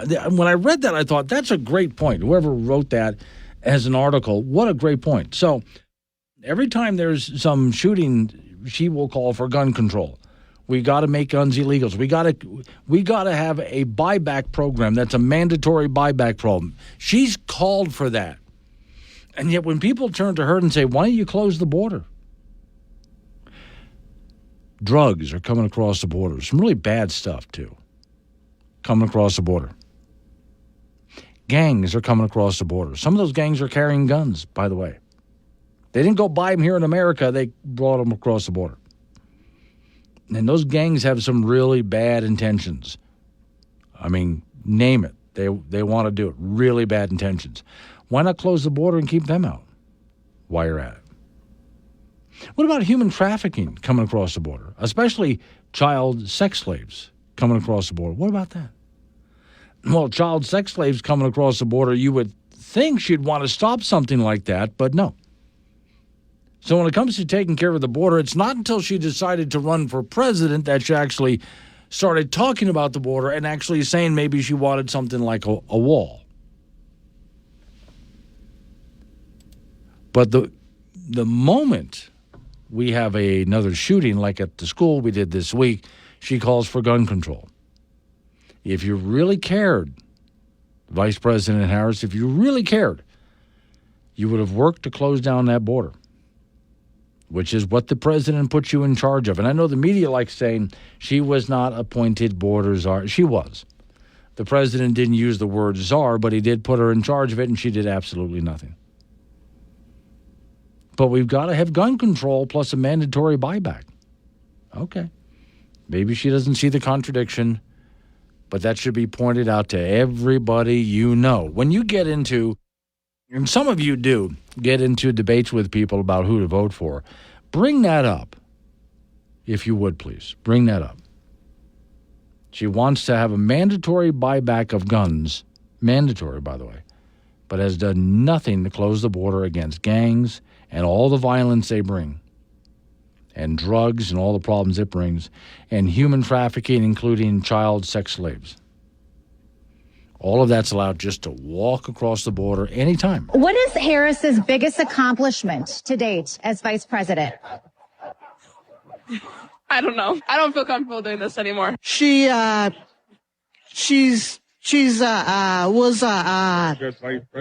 was a very good vice president. That's an interesting question. Getting to vice president. I have to do more research on her, honestly. I'm just glad to see a woman of color in charge for once. That's it. I haven't followed her political career that closely. This is a good one. I don't know. Yeah. I don't want to go. And that's asking Democrats, and they're just all happy as all heck to vote for her anyway. You know, and that's, I think the answer on the Democrat side is because she's not Trump. And so they'll vote for her, which is why I said when this whole thing started, even before she was the the candidate for the Democrats, even before that, I was saying that Democrats would vote for a bag of hammers over Donald Trump. They really don't care anything but Trump. They'll vote for a bag of hammers over Donald Trump. Doesn't matter what she actually stands for, whatever. They don't care. She's not Trump. And so they'll go ahead and vote for that. And that's why they support her. And if you ask for any accomplishments or what she plans to do as president, they don't know. But she's not Trump, you know. So that's why when asked a question, which is a good question, can you name anything? Name an accomplishment, something. Give us something. They don't have it. So we've got, what is it, like, I think yesterday was 60 days until the election. And so if that's true, then today's like 59 days until the election. Okay. And I'm not going to worry about the polls. Don't you worry about the polls either. Polls are nonsense. We'll find out. There's only one poll that actually matters. Okay. So we'll find out on election day, but polls don't matter. And most of the rhetoric and back and forth that you hear between the candidates, all of them right about now, are garbage anyway. Remember, when it comes to voting for someone, I narrowed it down to one question, just one question only. If we give you this gig, we give you this job, what do you want to accomplish? And if what you want to accomplish is bigger government, and government needs to fix this, government needs to fix that, then you're not my person. If you understand that government is the problem and you want to get rid of it, then. Oh, by the way, I saw a meme today. It had a cartoon of Bernie Sanders. And written on it was, fight the system by making it bigger, which is liberal logic. Because many of these people want to fight the system, fight the man, for all sorts of different reasons. Corruption, equality, et cetera, et cetera. All the things they want to do to fight the system and fight the man. Not realizing that more than anything, also they want to fight the millionaires and the billionaires. Not realizing that all the people I just mentioned, the system, the man, the millionaires and billionaires and so on, so much of that comes from government. If they really wanted to fight the system, they would ask for limited government and make these people a lot less powerful. A lot less powerful. You can do that in part also by starving them a lot of the money they get. Why is it that people who care so much about helping the middle class want higher taxes? And yet they think, well, we're just going to tax the rich. And it doesn't work that way. But, okay. This is people who want to solve problems, but they don't understand what the problem is, and they never look into the consequences of their solutions, do they? Jenkins! Yes, sir? Yes, sir? Jenkins, I have an idea. I'm afraid already, sir. I want to open up a restaurant chain with the lowest cost overhead ever. Oh, sir, that's nearly impossible in today's economy, and most new restaurants fail. You know that. Locate each restaurant chain in the middle of wind farms. Then we serve fresh bird kill.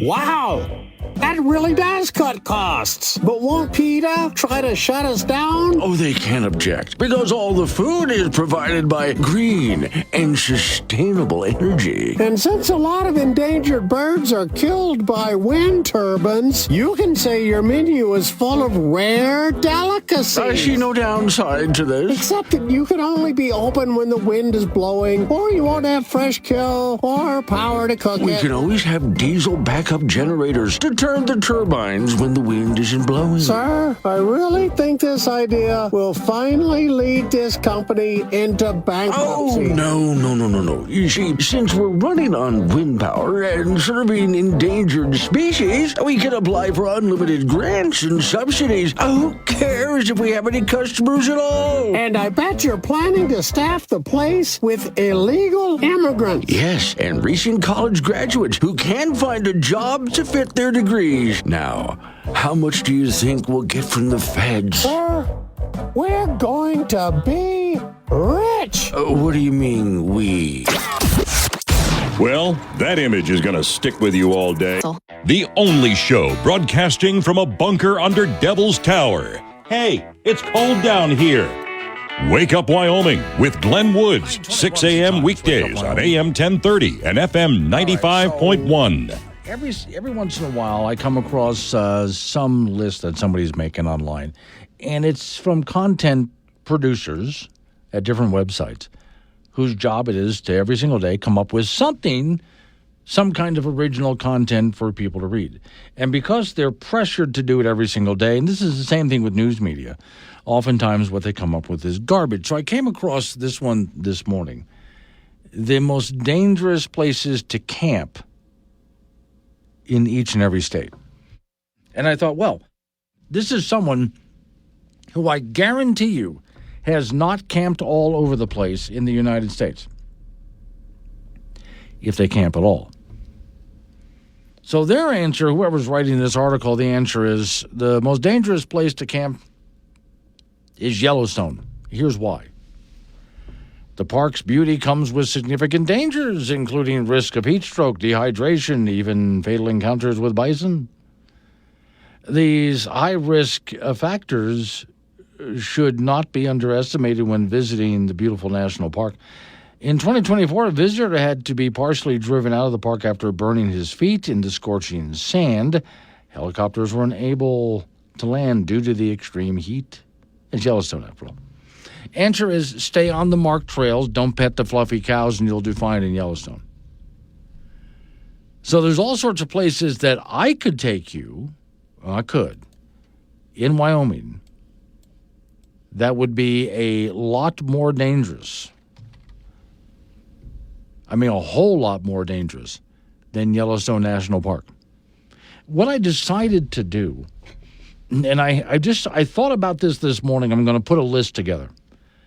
Rating people so when they come to Wyoming, they know where they can go ahead and go that's safe. Like, for example, let's take someone who's from a major city, some major city, and they've never lived anywhere but a major city. So this is the first time they're ever visiting a place like Wyoming.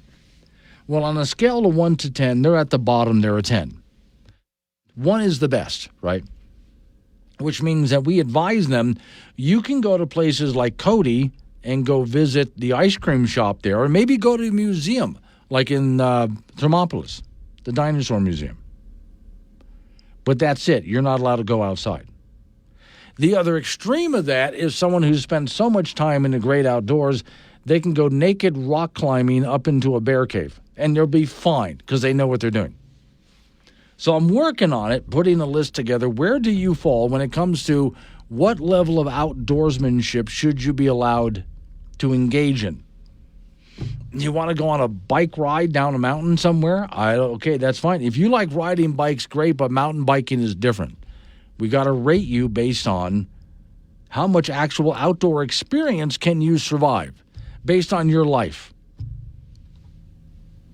And everybody should be required to watch Hank Patterson surviving Yellowstone. Hi, I'm Hank Patterson, world-renowned fly fishing guide and wilderness survival expert. And today, I'm here with a few tips and techniques on how you can survive a trip to Yellowstone National Park. Every year, tens of hundreds of thousands of people are smashed and trampled and smushed to death in Yellowstone by bison, elk, moose, llama, antelope. Thousands more have their faces chewed off by grizzlies and polar bears. And 32,000 people are kidnapped by wolves, never to be heard from again. We've all seen the images of people trying to get a selfie with an elk or putting a baby bison in the trunk of their car, petting grizzly bears, or trying to tickle the nuts of a bull elk. And we've all said the same thing. Look at these stupid, idiot, moron people. But the truth is, these people aren't stupid at all. They're simply uninformed and uneducated. They just haven't been taught to have a good, healthy fear of wild animals. In fact, they've been taught the very opposite. What's the number one stuffed toy on the planet? Teddy bears.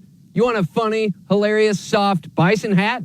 Look no further than the Yellowstone gift shop. Since we were children, we've all been taught to think of these wild creatures as our little woodland friends. Don't believe me? Let's play a little word association. Okay, so I'm going to say a word, and then you say the first thing that comes to your mind, okay? Wolf.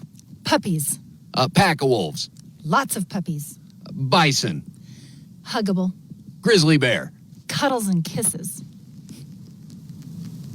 Hey, you know that, I'm like part grizzly bear. So it's no wonder that 178,000 people will perish in Yellowstone this year, which is exactly why I've developed Hank Patterson's 6 simple steps to surviving Yellowstone National Park. Step 1, stay away from bison. Step 2, when it comes to grizzly bears, you're going to want to stay away. Step 3, if you see an elk, stay away from it. Step 4, wolves. Now, that's a whole different program. If you run into wolves, you want to kind of really be quiet when you stay away. Step 5, have you ever had your arm, ripped off of your body and then, eaten, right in front of your face by a moose?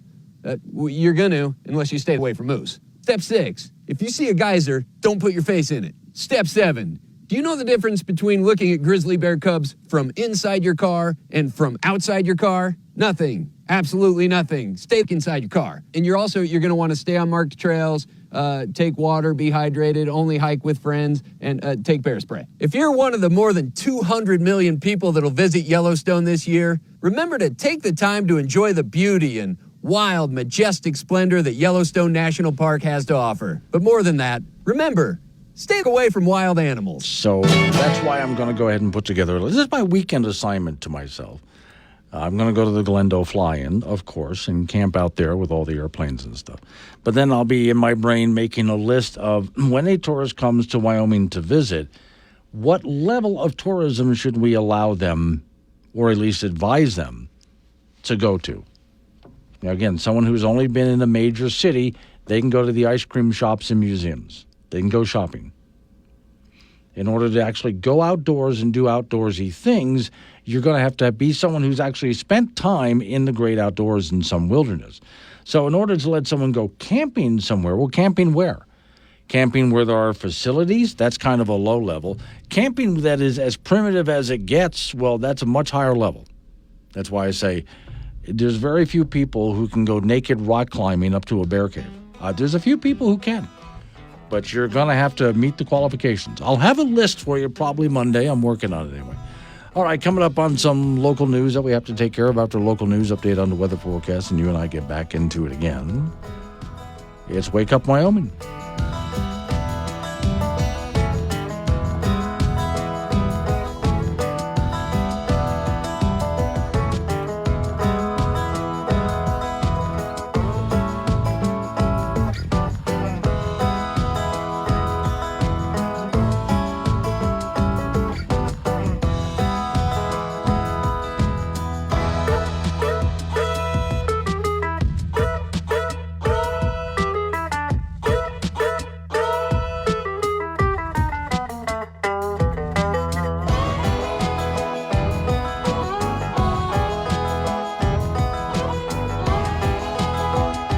And we're back.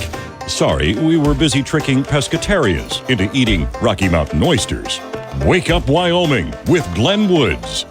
9:36 the time. It's Wake Up Wyoming.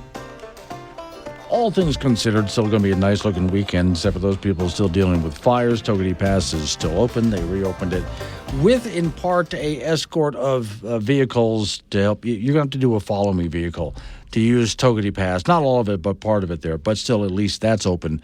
That's good news for the weekend. Oh, we didn't do basically a climate change update this morning. I got a quick one for you. So put on your respirator and let's fix that generator. And while we're out, we'll mend our fences too. See, I'm not afraid of dying.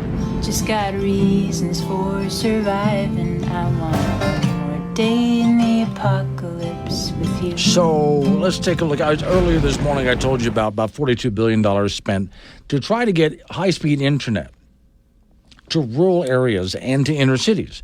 And after $42 billion spent, nobody has any. The money's just gone. Nobody got any internet. That's your government for you. Every time they spend money that they don't have to spend, by the way. Well, here's a headline for you. Epic fail. There's no progress on climate. The U.S. still consumes 82% of our energies from organic fuels, coal, gas, and oil. Despite hundreds of billions spent by Biden, Harris, Obama, we burn more organic fuel than ever before, and the world does too. The story here says, in 2023, the world burned more organic fuels than any other time in history. Here are the facts. Global energy-related CO2 emissions driven by China and India way up, which, again, is a good thing. We need more CO2 in the air. We're not controlling CO2 emissions. There's more than ever before going into the atmosphere. That's good. As for organic fuel consumption in 2023 and 2024, so far in 2024, record high, rising worldwide by about 1.5%.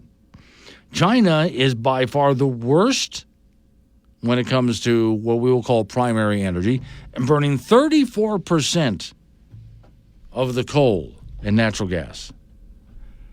Almost no country, there's really not a single country out there. There's all these climate goals we were supposed to be reaching to be wind and solar. And I know we're building lots of wind and solar facilities and so on. But as far as reaching our goals, not one country has. Because we're supposed to head to net zero. Remember that? And yet nobody really has. Not even close to it. We're not doing any better. So all of the money being spent on something they don't need to spend the money on, and what have we achieved? Nothing. Chuck Ross writes, Kamala's communications director is tweeting out what she wishes she would have said instead of what she actually says. VP Harris explains shifts away from 2019 positions on the Green New Deal and fracking by noting how the Biden administration's clean energy investments have proven the ability to make progress on climate change. And yet, not a single, nothing has been done. They have not achieved any of their goals. Billions have been spent, and no goals have been achieved so far. Well, I'm so glad. In fact, when you add it all up worldwide, we spent several $1 trillion, and nothing has been done. Hello, Paisan. Paisan's in Casper. He sends me this note. Been up to my elbows in alligators this morning, so I haven't been able to listen to the show.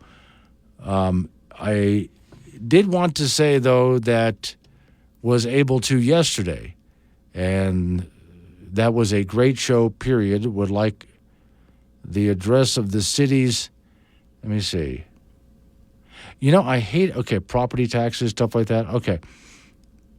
Be safe. I tell you what I'm going to have to do. Get your opinion next week on air. Tell you what you have to do. Sometimes people send me notes on the Wake Up Wyoming app, and I do like it when people do that. And I'm trying to read his note to me on air, and it looks like sometimes, were you using voice to text? Because voice to text sucks, and I can't understand most of what you're trying to say. I have tried using voice to text, and I continue to use it, even though it's horrible. You think autocorrect is bad? Try doing voice to text and see how bad it gets. It's really bad. So I think he just tried to send me a note, which I tried to read to you, and I wasn't able to understand it because it's gobbledygook. We have a long way to go before we can finally do the voice to text thing. I say that, and I keep using it, and I keep doing it. One of these days, I'll wise up. Look, here's what gets me here about the voice to texting, like I was just trying to read. I know I'm getting off on a tangent, but bear with me on this. When voice to text first came around, I thought, if you want a voice to text someone, why don't you just call them if you're going to voice it? And then I started doing it because it saves me the trouble of typing. But everything that I end up typing turns out to be just garbage and not understandable. And it makes me look like an idiot. And yet I keep using it because that way I don't have to type on a phone. Internet's you would think we would all learn our lessons, but no. Covering world-ending catastrophes for years to come. It's Wake Up Wyoming with Glenn Woods. Find content, chat live, and listen on demand on the Wake Up Wyoming mobile app. Who's out there and on the road again. So, Frank, I came across something that I think will just perfectly make your weekend. I predict you will like this. I'm hoping so, but I want a good weekend. Yeah, it's okay. So I follow several things on social media. One of them is called Radio Memory Lane. Here is a picture of Howard Cosell from way back when, sitting in his radio studio at Talk Radio 77 in New York City. And, of course, he did a lot more than that, obviously. And he's got some papers in front of him here because he's doing his update, that morning update he did every single day on whatever his opinion was on whatever sports thing at the time. Right. He's got a paper coffee cup from what would be the coffee vending machine down the hallway where they gives you that crappy instant coffee. He's wearing a nice suit and tie, which you would wear back then. Because those days, Frank, when you worked at a major radio station, you showed up dressed for work. And now it's completely the opposite. Oh, yeah, exactly. And, Frank, something we cannot do anymore today. He's got a nice microphone in front of him and an old-fashioned phone bank, and in his right hand, a cigar. Oh, of course. Yeah. Now, who in radio at that time didn't smoke? Oh, yeah. Now, I do remember the first studio that I ever went into was a Fog, and that's because the guy who worked before me was a chain smoker, and that was allowed back then. And then smoking was banned in radio studios. Not because of any federal law. As you remember, Frank, it was because between television and radio, the engineers were complaining about damaging the equipment. All they had to do was clean it up with a Kleenex or something. Well, it gets into the machines. I mean, it gets down into the board and all of that yellow gunk. Here's what gets me, Frank. on-air personalities can go ahead and get cancer and die. Go ahead, smoke. Go out back and smoke. Go ahead, keep smoking. Get cancer, die. But you harm that equipment, and we're going to kill you. Well, equipment dies too, don't you know? Yeah. And not by smoking. Yeah. Well, here's Howard Cosell sitting in a studio for a major radio station and on a major network, and he's sitting there happily smiling at the camera with a cigar in his fingers in his right hand, which was back in the good old days where you could do something like that, but not anymore. But I thought I might even, in fact, I think I'll do this. I'm going to hit share, Frank, because I kind of wondered, did you listen? I figured you listened to Cosell growing up, right? Well, I remember him on Monday Night Football, and people hated him so much that they threw bricks at the TV when he was on. Really? Okay. Oh, yeah. Yeah. Oh, yeah. See, I do remember hearing him on the radio. I was never a sports guy, at all. I'm sorry, I was never a sports guy. But I do remember Howard Cosell on the radio in the morning. He had all sorts of different features that would play on radio stations around the country. So you would get a sports update from Howard Cosell. No matter what radio station you're listening to, most of them carried this sports update. Maybe he gave you a free cigar, too. That would have been nice. Back in those days, if as a kid I could get a candy cigar, remember those? Weren't those the best? It was actually gum, wasn't it? Yes. All right, high school football, Friday Night Lights in Wyoming. In Class 4A, a battle of two teams that won their season opener. Natrona will be at Rock Springs, and a battle of two teams that lost their season opener. Laramie will be at Kelly Walsh. In the middle, Cheyenne East at 1-0 will be at Cheyenne South, who's 0-1.